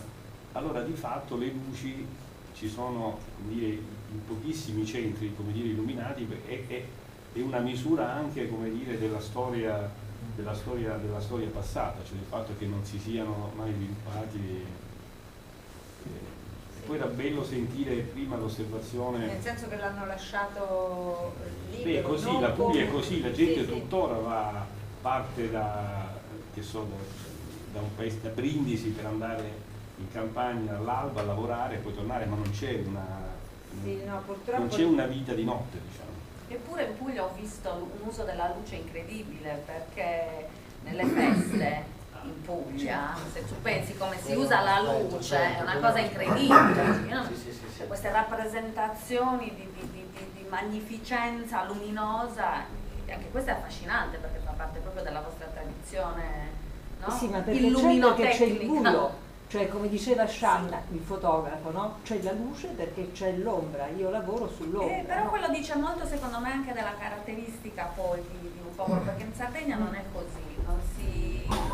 No, se però sta dicendo una cosa interessante, perché insieme alle luci di ogni paese c'è il suo santo spostato di 2 giorni, in modo che tutto sia tutti possono festeggiare. C'è anche un'altra forma di onda, c'è la luce onda e colori eccetera, ma poi c'è la musica, il suono, e difatti lì noi siamo anche pieni di bande musicali e ogni festa si accompagna con concerti di bande che vanno di pari passo con tutto una vibrazione, una frequenza. Poi quando lui parlava di questa pietra, vorrei saperlo, questa pietra che segna il mezzogiorno, io riflettevo da quando mi sto occupando più direttamente di metrologia, che questa scienza che è diventata, cioè il tempo si misura nello stesso modo dovunque solo da 100 anni, 150 anni, no? Ed era Napoleone quello che... E allora andando a Pavia, dove ci sono ancora le meridiane pre-Napoleone, che prima della vita di Napoleone, si capisce esattamente quello che dicevate voi prima, cioè di questa misura del tempo della luce, cioè che di fatto era legata alla vita agricola che uno poi faceva. E lì ho capito perché nel linguaggio italiano, nella lingua italiana c'è l'espressione il cappello sulle 23. Sapete perché? Perché la maniera italiana di misurare il tempo, di cui si scandalizzava persino Goethe, si permette di scriverlo nel suo diario, è che l'italiano misurava il tempo proprio con l'agricoltura, contando dalle ore che mancavano al tramonto, cioè e quindi la 23esima ora era quella del sole ormai basso sull'orizzonte, quando il contadino si metteva il cappello appunto con la falda ripiegata per non essere, diciamo, accecato dalla luce del sole. Quindi ci sono tutte cose che si mescolano. Certo, che sono una parte della nostra memoria, ma anche del nostro. Sì, posso dire? Prego. No, io ho qualche dubbio, qualche riserva su questa visione del paesaggio. E provo a dire perché, del paesaggio che è stata proposta. E perché una riserva? Perché sembra una visione un po' troppo antropocentrica, cioè centrata sull'uomo. La mia idea del paesaggio è la seguente: il paesaggio è un insieme di ecosistemi naturali ed antropici. Però ci deve essere un equilibrio tra i due. Se non c'è equilibrio non è un paesaggio, da qui nascono i problemi. Perché nascono i problemi? Beh, i sistemi naturali o viventi o biologici del paesaggio negli ultimi 50 anni, 60 anni sono stati profondamente, enormemente perturbati, alterati e deteriorati. Richiamo alcune cose. 70% della costa italiana, costa adriatica, è ormai inaccessibile alla vista, persino alla vista, non solo inaccessibile al passaggio, ma anche alla vista, negli ultimi 50 anni. Basta leggere i libri di Salvatore Settis per rendersene conto. Un esempio paradigmatico, la laguna veneziana in Italia. La laguna veneziana in Italia è uno degli ecosistemi al mondo che ha subito il più grande deterioramento che si conosca in Europa. La costa tirrenica, la costa ligure, è costruita all'80% della sua superficie. La Sardegna non è di meno rispetto a queste cifre. Negli ultimi 50 anni un terzo della superficie costiera sarda è stata costruita. Gli architetti e gli ingegneri hanno una parte di responsabilità in queste cose, oltre agli amministratori e agli stessi abitanti di queste cose. Uno di questi problemi viene dal fatto che si confonde il costruire con l'abitare e che si è costruito senza capire che prima bisogna abitare un luogo, un posto, e per abitarlo bisogna rispettare un equilibrio tra ecosistemi viventi e ecosistemi antropici. Se salta questo equilibrio salta il paesaggio, così come è successo e sta succedendo. Quindi io avrei una visione molto meno, diciamo così, come dire, ho una visione romantica, avrei una visione molto meno positiva. La diapositiva impatto economico in luce era esattamente dentro la mia testa, qualcosa che poteva iniziare esattamente questo di discorso. Quello che voglio dire quando vedi la luce vuol dire che è l'uomo che forse poi esagera, diciamo. Sì, ma la luce è un aspetto, ma oggi c'è molto inquinamento atmosferico dovuto anche a un uso della luce che non è quello giusto. C'è un inquinamento atmosferico. Sì, ma questo impatto economico bisogna capirlo da dove viene. Cioè, voglio dire, la biodiversità in Sardegna è diminuita del 30% negli ultimi 50 anni, ci sarà pure una ragione. Perché è diminuita questa biodiversità? Nel Mar Tirrenico la biodiversità del mare è calata del 70%, cioè dobbiamo partire da alcuni dati, adesso dico oggettivi tra virgolette, poi sono suscettibili di diverse interpretazioni. La biodiversità in Italia ha conosciuto un degrado che nessun paese europeo, a parte le zone critiche dove ci sono stati dei disastri ambientali, nessun paese europeo ha conosciuto. Quindi il paesaggio non può prescindere dal fatto che c'è un insieme di sistemi viventi, naturali, che vanno non solo preservati, ma che vanno valorizzati Vogliamo far rispondere? Vogliamo dire velocemente però che secondo me, allora, questo è un discorso molto complesso e mi permetterei di dire, mi permetterei di dire anche che ci sono forse delle differenze, nel senso che se si guarda alla costa romagnola e quindi all'Adriatico, probabilmente si parla di sfruttamento del territorio e di in qualche modo sovracostruzione. Se si guarda la costa ligure forse il discorso è differente, nel senso che lo spazio a disposizione era diverso e le popolazioni del luogo lo hanno utilizzato, non lo hanno sfruttato. Credo che sia un tema molto delicato questo, nel senso che non è tutto uguale, ecco. Cioè una cosa è costruire, sovracostruire le coste, una cosa è utilizzarle, perché questo fa parte della cultura dell'uomo, cioè noi stiamo su questa terra, non possiamo negare questo, però volevo soltanto dire... Sì, ma il paesaggio non è una cosa da utilizzare il paesaggio è una cosa da vivere, il paesaggio è una cosa da vivere, però noi non possiamo finire. È un punto nodale. È un punto nodale.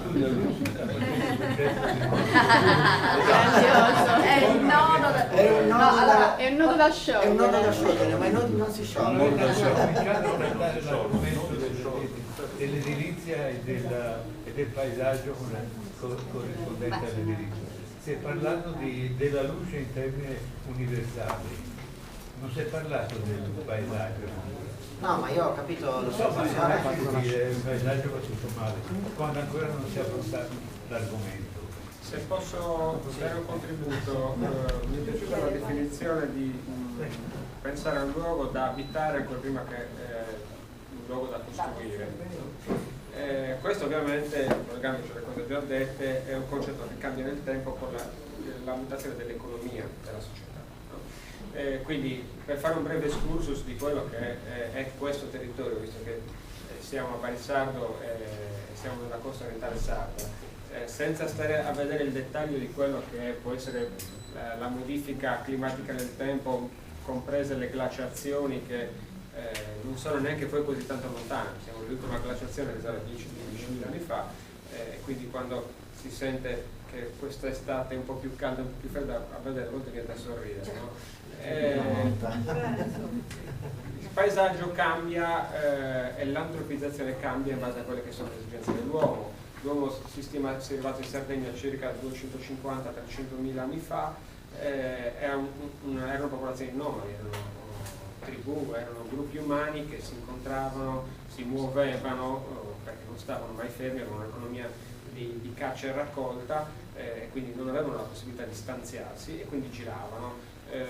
Si conosce molto poco dell'archeologia del cosiddetto paleolitico, però quando la si va a cercare la si trova, quindi la si è trovata anche qua e si sa che c'erano delle piccole postazioni dove ci si fermava giusto per scheggiare delle pietre e quello era l'unico segno che lasciava l'uomo nel paesaggio.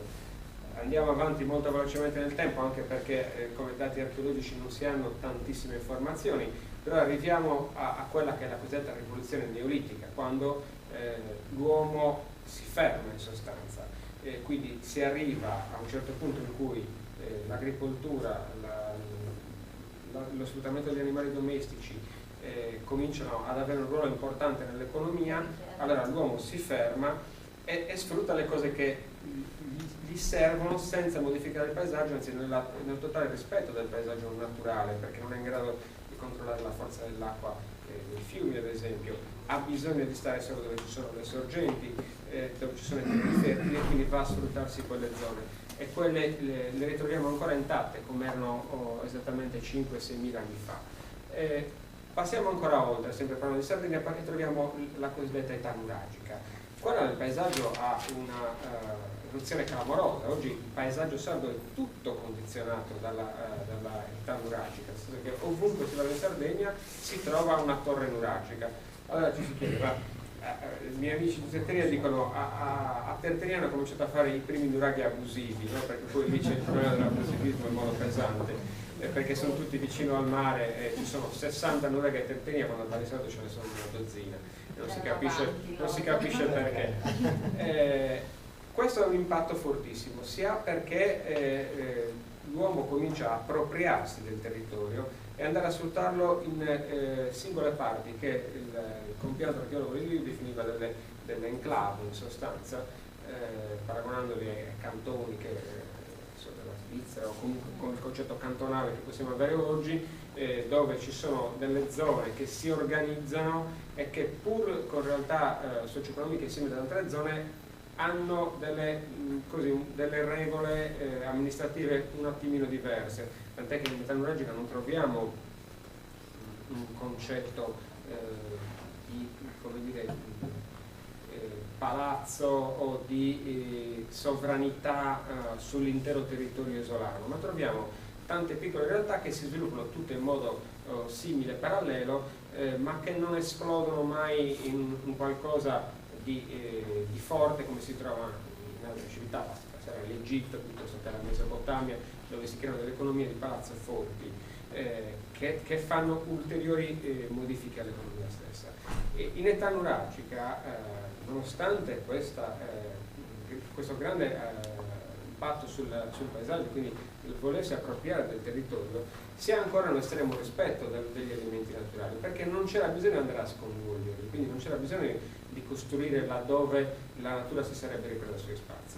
Già se arriviamo all'età romana le cose cambiano, perché cambia ulteriormente l'economia e si ha la necessità di andare a sfruttare tutto, anche col rischio di poter perdere qualcosa. Quindi andiamo a vedere delle stazioni romane, delle ville romane costruite magari anche vicino ai corsi d'acqua, perché c'erano dei terreni che a livello agricolo si potevano sfruttare meglio e quindi c'era esigenza subito di approvvigionarsi di determinati quantitativi di risorse alimentari e il rischio valeva il gioco. Oggi perché si va a... Quindi tu pensi che la complessità culturale di un popolo incida fortemente? No, io dicevo che incide l'economia. Perché oggi si va a costruire? Perché si pensa che l'economia attuale possa trarre dei vantaggi da una costruzione di un albergo in una costa o che qualcuno possa trarre dei vantaggi dalla costruzione di un'abitazione in una costa. Quindi l'economia condiziona l'intervento umano nel paesaggio. Stare a dire che è giusto o sbagliato non lo voglio dire io, penso che poi alla fine siamo d'accordo su molti degli aspetti che possiamo vedere intorno a noi, ovvero che gli impatti dovrebbero comunque essere moderati, più ragionati, che dovrebbero essere pianificati in modo tale che le cose possano funzionare meglio. Ma stando a Balisardo per Balisardo vediamo che nella zona di Buchestrumbu, dove un campeggio fu distrutto da un grande alluvione circa 15-20 anni fa, è stato comunque ricostruito lo stesso campeggio.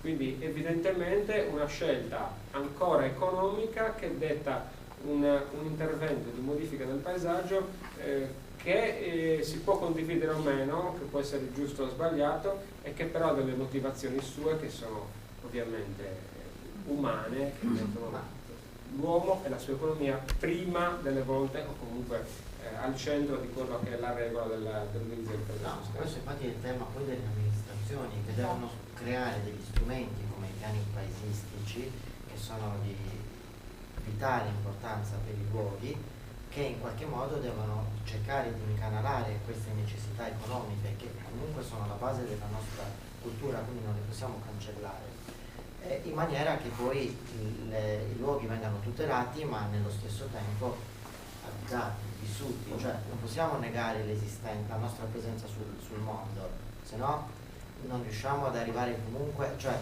la complessità culturale che abbiamo raggiunto è il prodotto di tutto quello che c'è stato, ma non possiamo negarlo tutto questo, quindi abbiamo bisogno di rimanere su questi luoghi, conoscendoli, recuperando magari un atteggiamento che abbiamo spesso dimenticato o tralasciato negli ultimi 100 anni soprattutto, a favore di un atteggiamento un pochino più rispettoso di quello che abbiamo, però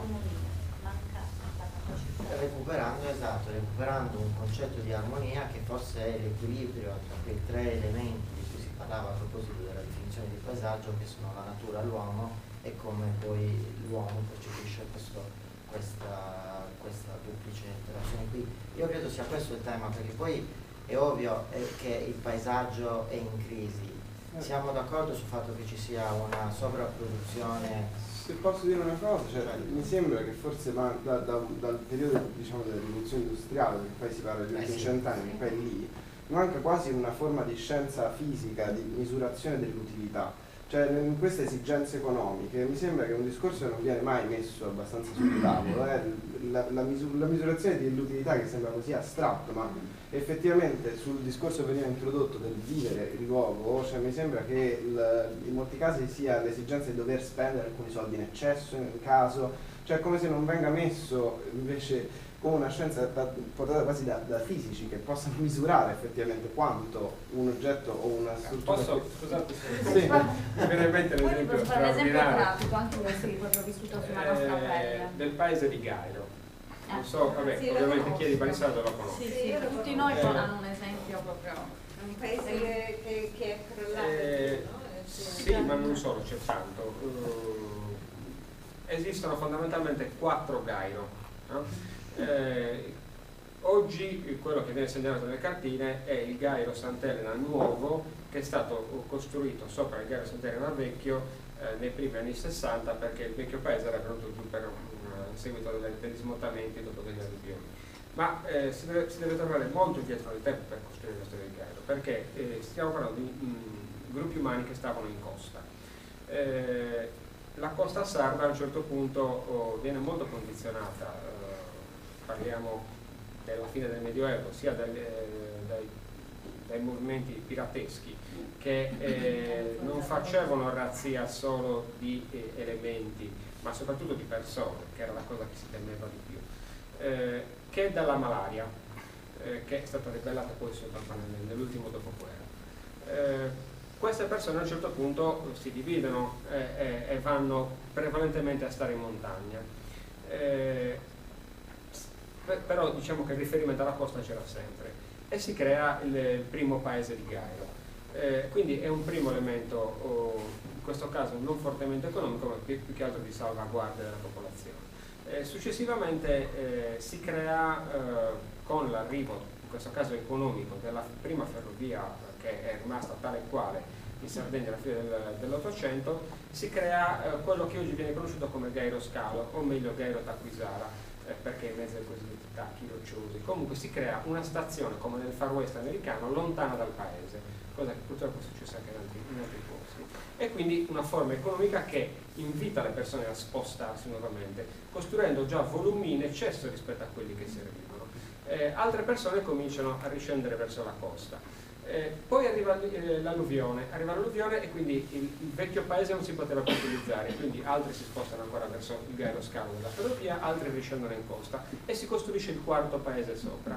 E quindi alla fine il paese della costa, con la malaria debellata, con ovviamente non più problemi pirateschi e con l'economia turistico-costiera, diventa un nuovo paese che si chiama attualmente Cardedu, che non è più Gairo, si è scisso dal vecchio Gairo, ha una sua economia. Il vecchio paese storico è stato abbandonato perché è crollato, adesso lo si sta riprendendo. Esiste il Gairo Sant'Elena e il Gairo Scalo, con la chiusura in sostanza della ferrovia, è stato praticamente mezzo abbandonato. Quindi in un solo paese di poche anime si è creato uno sparpagliamento incredibile per elementi che però si possono registrare in modo concreto. Ecco, in tutto questo il vero danno secondo me al paesaggio l'ha fatto il Gairo Sant'Elena nuovo, che però aveva l'esigenza immediata di dare una casa a chi l'aveva appena persa. Il paesaggio, l'elemento più forte, più bello è il vecchio paesaggio abbandonato o il paesino che è stato costruito per la ferrovia.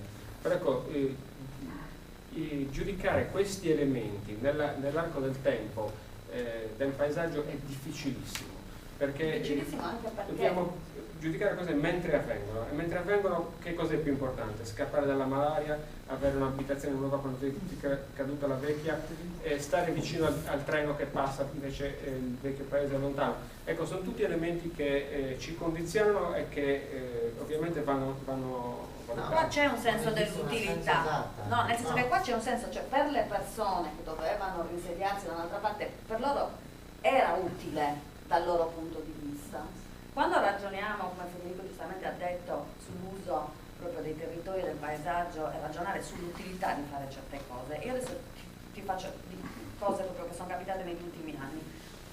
Parco Scientifico e Tecnologico nella sua sede più importante, che è quella di Cagliari Pula, fatto nel 2003 da uno studio famosissimo, lo studio Gregotti Associati, che fa progetti di questo tipo ad altissimo livello.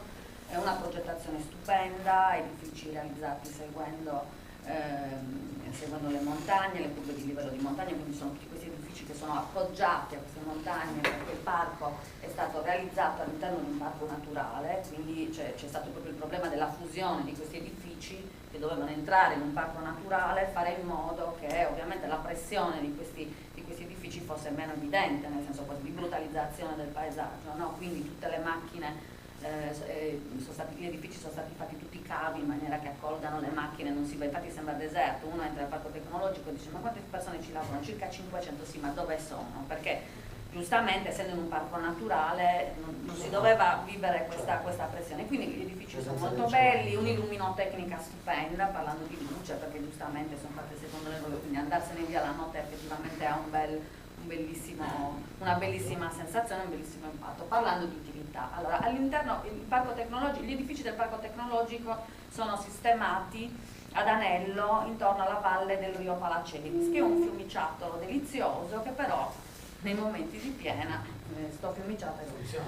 Quando è stato progettato il parco è stato fatto all'interno di questa valle del Rio Palacevis proprio per fare tutte le cose così carine, quindi l'utilità ne possiamo discutere. È stato fatto tutto questo percorso vita, ponticelli, cose veramente deliziose. La prima piena del Rio Palacevis si è preso prepotentemente di nuovo il suo percorso, ma in una maniera proprio brutale, nel senso che proprio si è ripreso totalmente il suo percorso, buttando giù ponticelli, strade d'accesso, eccetera.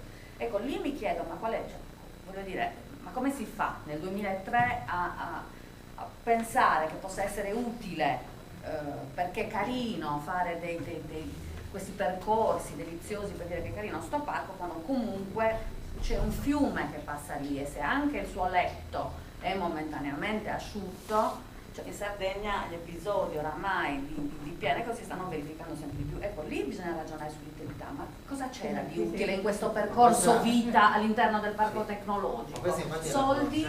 Soldi certo, buttati per fare queste cose poco utili, perché poi alla fine la natura si è ripresa il suo spazio in una maniera assolutamente armonica, meravigliosa, deliziosa, non c'era nessun bisogno di percorso vita, di panchinette, perché ci sono delle rocce stupende sulle quali ti puoi sedere, ci sono i percorsi sui quali puoi andare a correre, che sfruttiamo, insomma gli sportivi del parco sfruttano senza bisogno di questo intervento sulla natura, dove sono stati buttati un sacco di soldi senza motivo, quindi bisognerebbe riflettere su queste cose assolutamente, l'utilità dell'intervento. Ma la natura è creativa in questo caso. Ma infatti ci piace da morire, però delle volte è anche distruttiva. E quindi bisognerebbe sperare spesso dell'intervento, assolutamente. No, visto che abbiamo una mancanza legislativa. Però ecco, l'esempio qui è proprio... comune o nei comuni non riesce a costruire uno strumento urbanistico che, non dico insegni, perché le città sono belle perché sono varie, perché ognuno in fondo dà il suo contributo.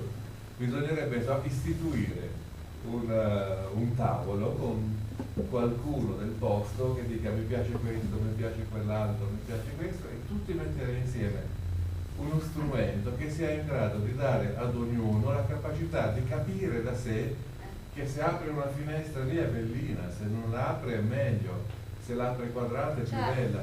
Cioè le nostre città, vedevo la soggiorno a Cagliari, a casa da Giuseppe, quella piazza è bella fino agli anni 60, 50, quando ancora l'edilizia era architettura, quindi quando nell'edilizia riconoscevi un linguaggio, insomma, riconoscevi un tempo, dici questo, e io, cioè anche non io, ma chiunque poteva dire quella è Liberty, quella è esatto.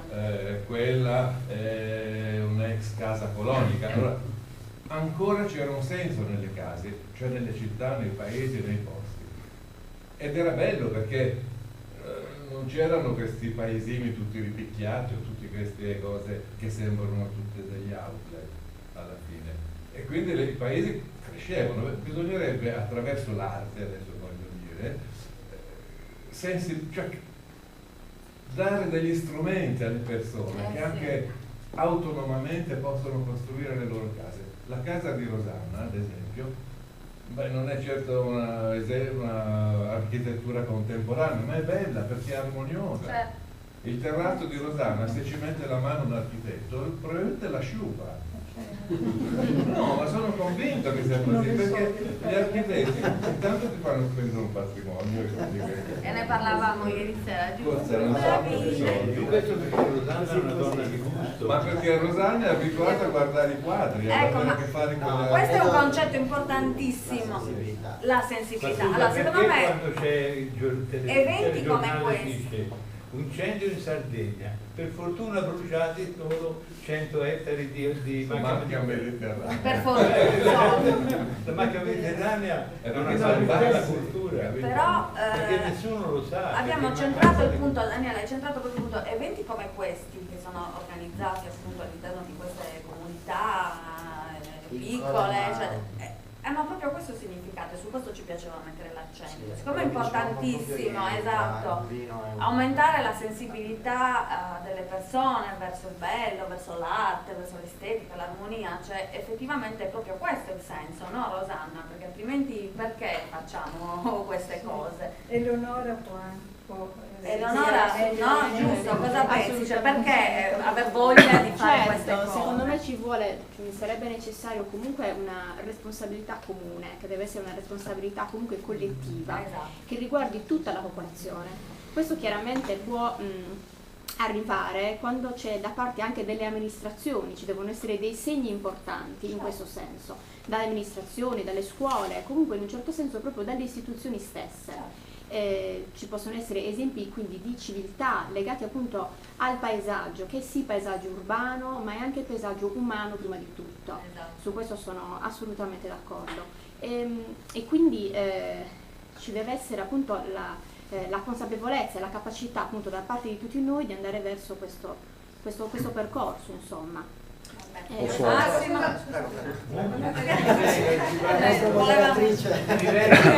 dicendo che la Rosanna è un'opera d'arte. C'era un intervento Massimo. Un po' polveroso. Una vecchia. Non so. Poi c'era Massimo, poi c'è. No, io quest'ultimo, diciamo, come dire, intervento, diciamo, lascia ben sperare.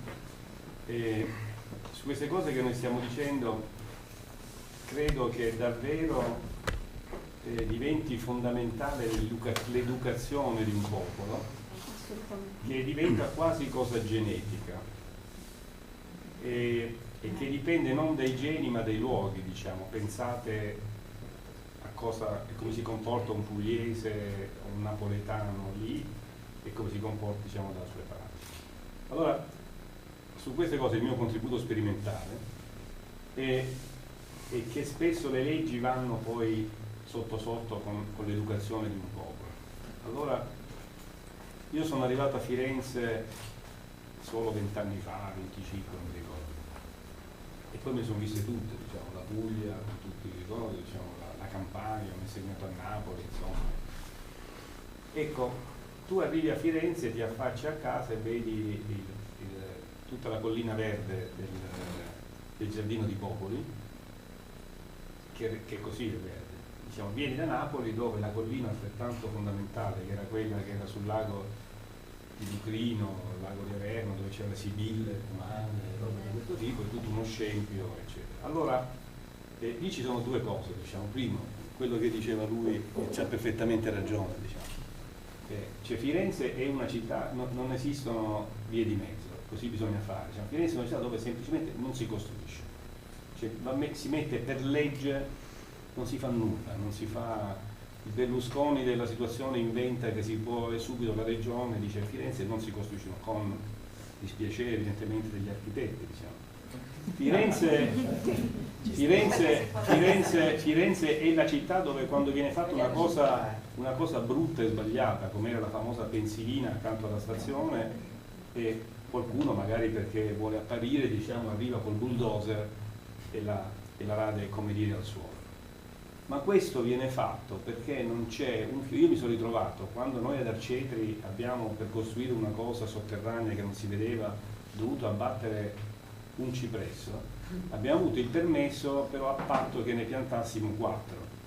Allora un bel giorno è venuto un contadino, io mi stavo già attivando per dire devi metterlo lì così eccetera, invece questo li aveva già messi esattamente dove dovevano essere messi, dove tutto tornava, cioè quindi è un popolo, non perché sia diverso, il fiorentino poveretto insomma, cioè è come il pugliese, solo che evidentemente secoli di abitudine a convivere diciamo con il bello e con queste leggi che no, tu non fai nulla, cioè automaticamente non ti viene l'idea di fare non so, prima parlare della casina, diciamo, cioè lì uno lo fa diciamo automatico, diciamo, cioè questa cosa si fa e quella, come dire, quella non si fa, quindi ci deve essere anche un ben no, ma infatti lo strumento è importante. No, ma poi volevo giusto per comunque diciamo l'architettura italiana, io conosco architetti di non Sarsi ma di altre regioni che sono intervenuti per costruire porti senza nemmeno andare a vedere il luogo dove facevano il porto in Sardegna, cioè si mise sulla carta perché lì c'era da far soldi, c'era e uno faceva il po', quindi adesso non...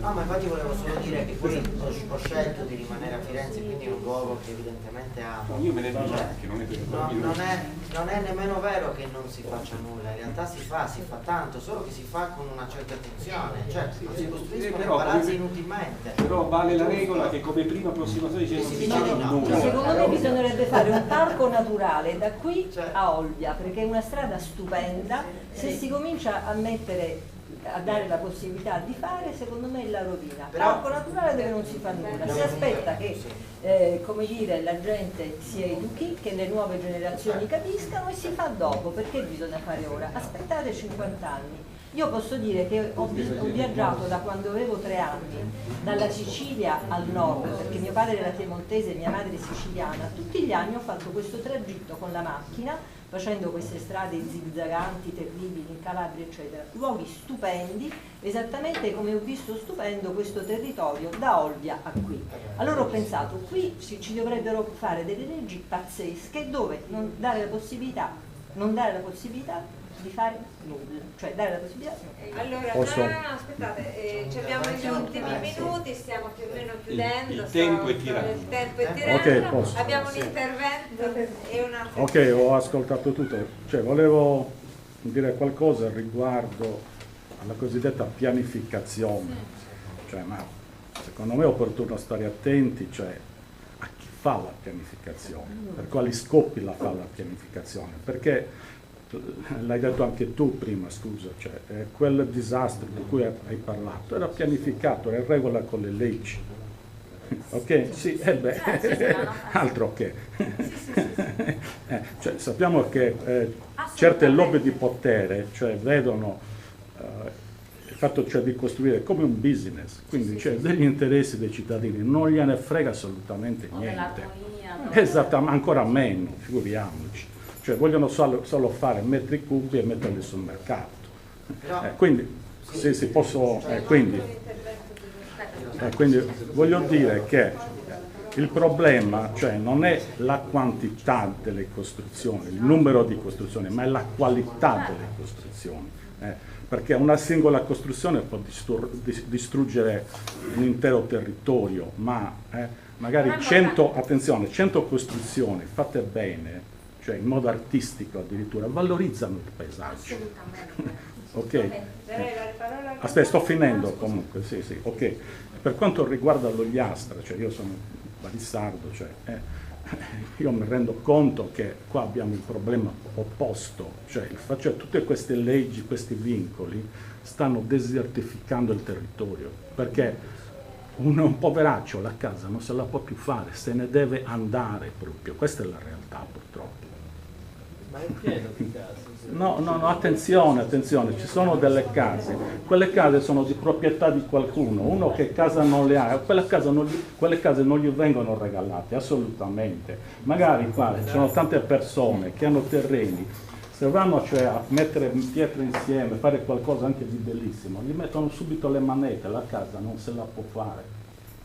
Ma questi queste sono i case risultati. a mezzo, queste case che si vedono in giro e sono tutte... Ma non c'entra, ma ci sono delle case che sono anche degli scempi magari che andrebbero o messi a posto, cioè rese, cioè un senso belle, no? Integrate col paesaggio oppure abbattute, potrebbe anche essere giusto. Però cioè, bisogna prendere atto del fatto che quelle case non sono disponibili per chiunque casa non ne ha, assolutamente no.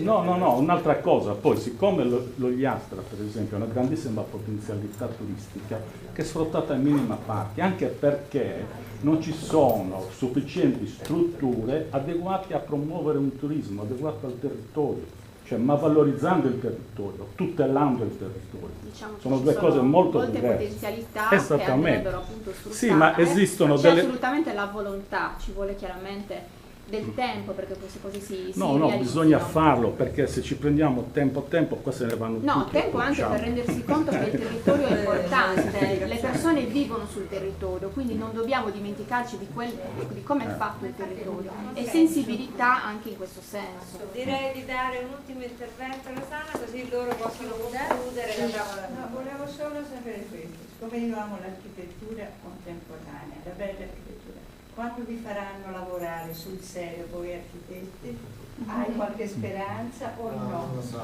mai. Posso rispondere? Sì. Allora, io ho studiato architettura a Firenze, abito a Firenze. È vero che Firenze è una città che ha una storia particolare e va conservata per quanto riguarda il centro storico, ma se ci facessero lavorare noi architetti nelle zone nuove come Novoli, avrebbero potuto creare delle cose fantastiche che ricostruire la Firenze antica anche periferia. Uguale. Negli anni 80 che c'era Leon Krieger, quelle sono le espressioni di una cultura postmoderna che però è venuta fuori 30 anni dopo. Con operazioni giuste, no, costruito ora. Va bene, Gotham City ormai è antica. Nel 1982 aveva un senso perché da tutto il mondo venivano a vedere quell'architettura che testimoniava una cultura, un periodo. E qui siamo sempre alle leggi, alla normativa, quello che diceva anche lei prima riguarda le vostre scelte, e queste cose sono le macchine che si guidano da sole, ci sarebbero già. Il problema è che poi non c'è una normativa, una legislazione che organizzi questo mondo di fantasie fantastiche. Il problema e di lì Firenze è uguale, però, perché c'è il polo studentesco fiorentino che non è nato 40 anni fa e costruito oggi come è stata finita il Gotham City, come la chiamo io. No, non è neppure la nuova sede della Cassa di Risparmio. Non è neppure la nuova sede della Cassa di Risparmio sempre a Novoli, che è stata progettata 40 anni fa. C'è stato fiore di concorsi, di architetti famosissimi, meravigliosi, ma Firenze purtroppo ha instaurato questo discorso. La persiana è la persiana, la tegola è la tegola e così via. Quindi pieno voto, pieno voto, pieno voto. Ma no, però basta andare da Natalini. Bravo, è quello, Loris Maci, Natalini, Geminiani. No, la mia risposta era ci dovrebbero dare l'opportunità di lavorare in modo anche fantasioso là dove non c'è una storia. C'è un po' di fiorentino. C'è una falange fiorentina, non ho captato. Facciano lavorare in modo fantasioso. Perché noi architetti siamo talmente frustrati che se ci lasciano fare quello che ci piace fare, faremo dentro gli altri.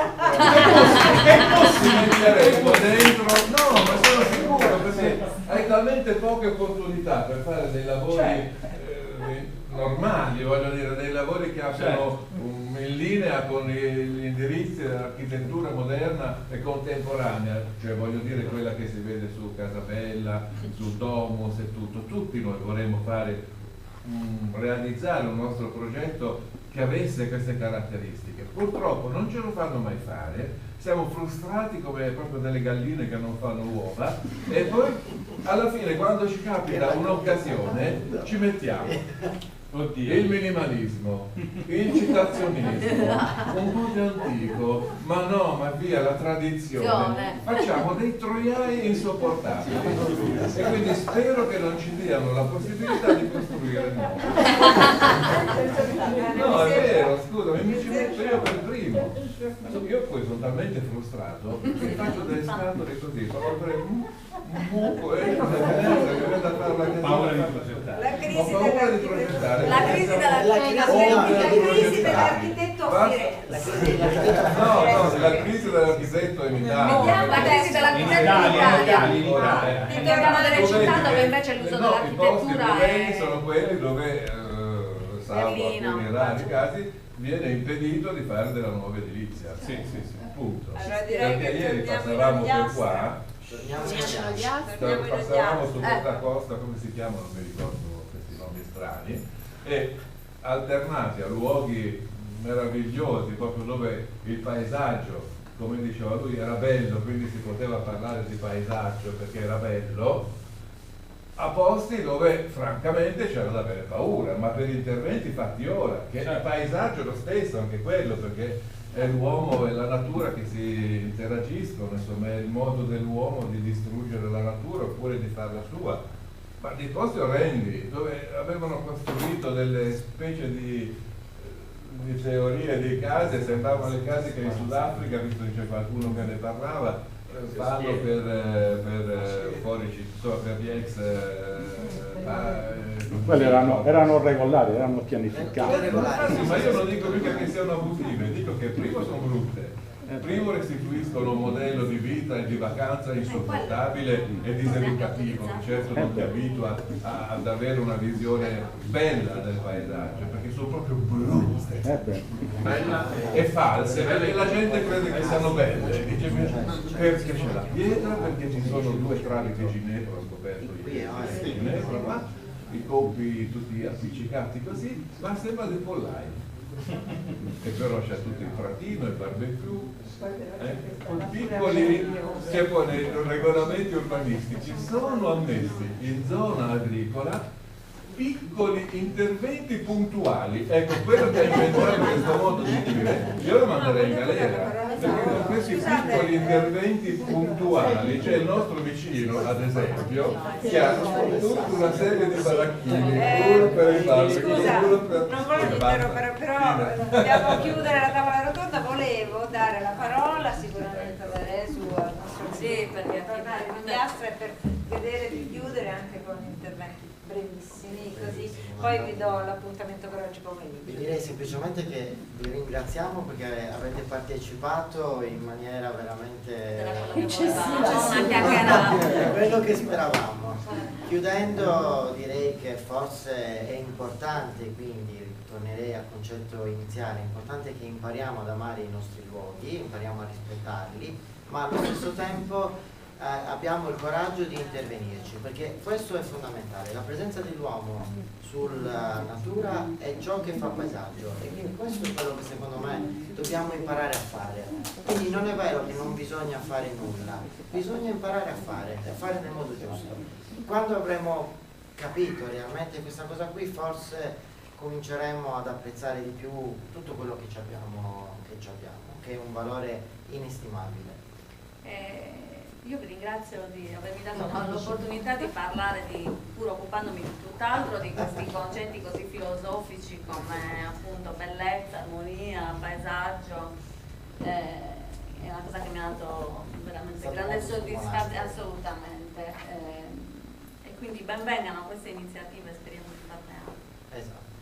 Io ricordo, giusto per chi non avesse ancora sentito la notizia, che è tra l'altro presentata in questi giorni all'Expo, fa un po' da coreografia quello che si può vedere andando in giro nelle campagne in questi giorni, che sono giorni di vendemmia, che in Sardegna è stato individuato con certezza uno dei primi esempi al mondo di coltivazione di vita domestica e di vinificazione, che risale al 1200 a.C., che quindi rovescia un po' tutti gli equilibri che davano la vinificazione portata dall'Oriente verso l'Occidente, e che invece anche grazie a scoperte che sono state fatte con l'archeologia subacquea sembra proprio far risalire alla Sardegna i primi traffici di vino, attenzione di vino, di commercio dalla nostra isola verso l'Oriente con il commercio fenicio.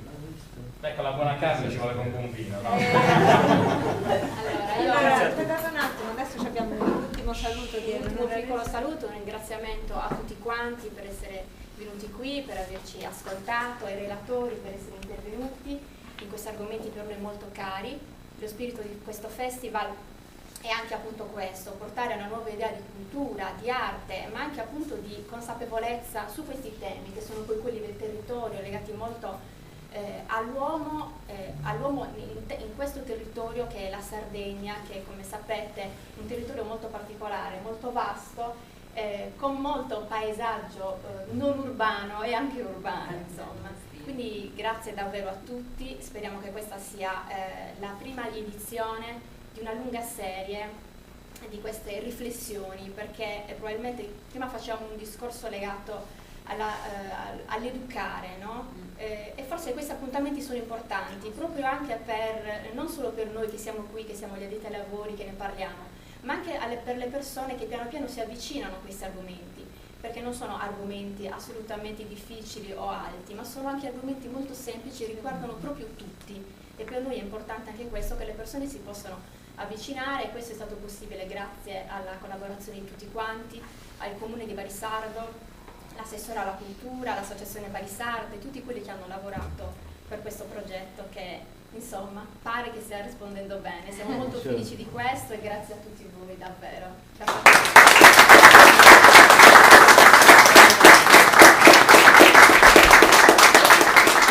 Prima di andare via volevo ricordare che alle 16 abbiamo il laboratorio di musica e gioco a cura di Pasquale Mirra e Danilo Mineo nella scuola media, ma alle 17 qui in questa sala ci sarà un incontro con gli scrittori dove Gianni Caverni, Aroldo Marinai e Piero Coccolone e Andrea Mascia presenteranno il libro di Giulio Angioni, e poi presenteranno tre giovani scrittori, Vincenzo Maria Lascanio, Maurizio Pretta e Claudio Piras Moreno. Quindi vi aspettiamo oggi pomeriggio. Grazie.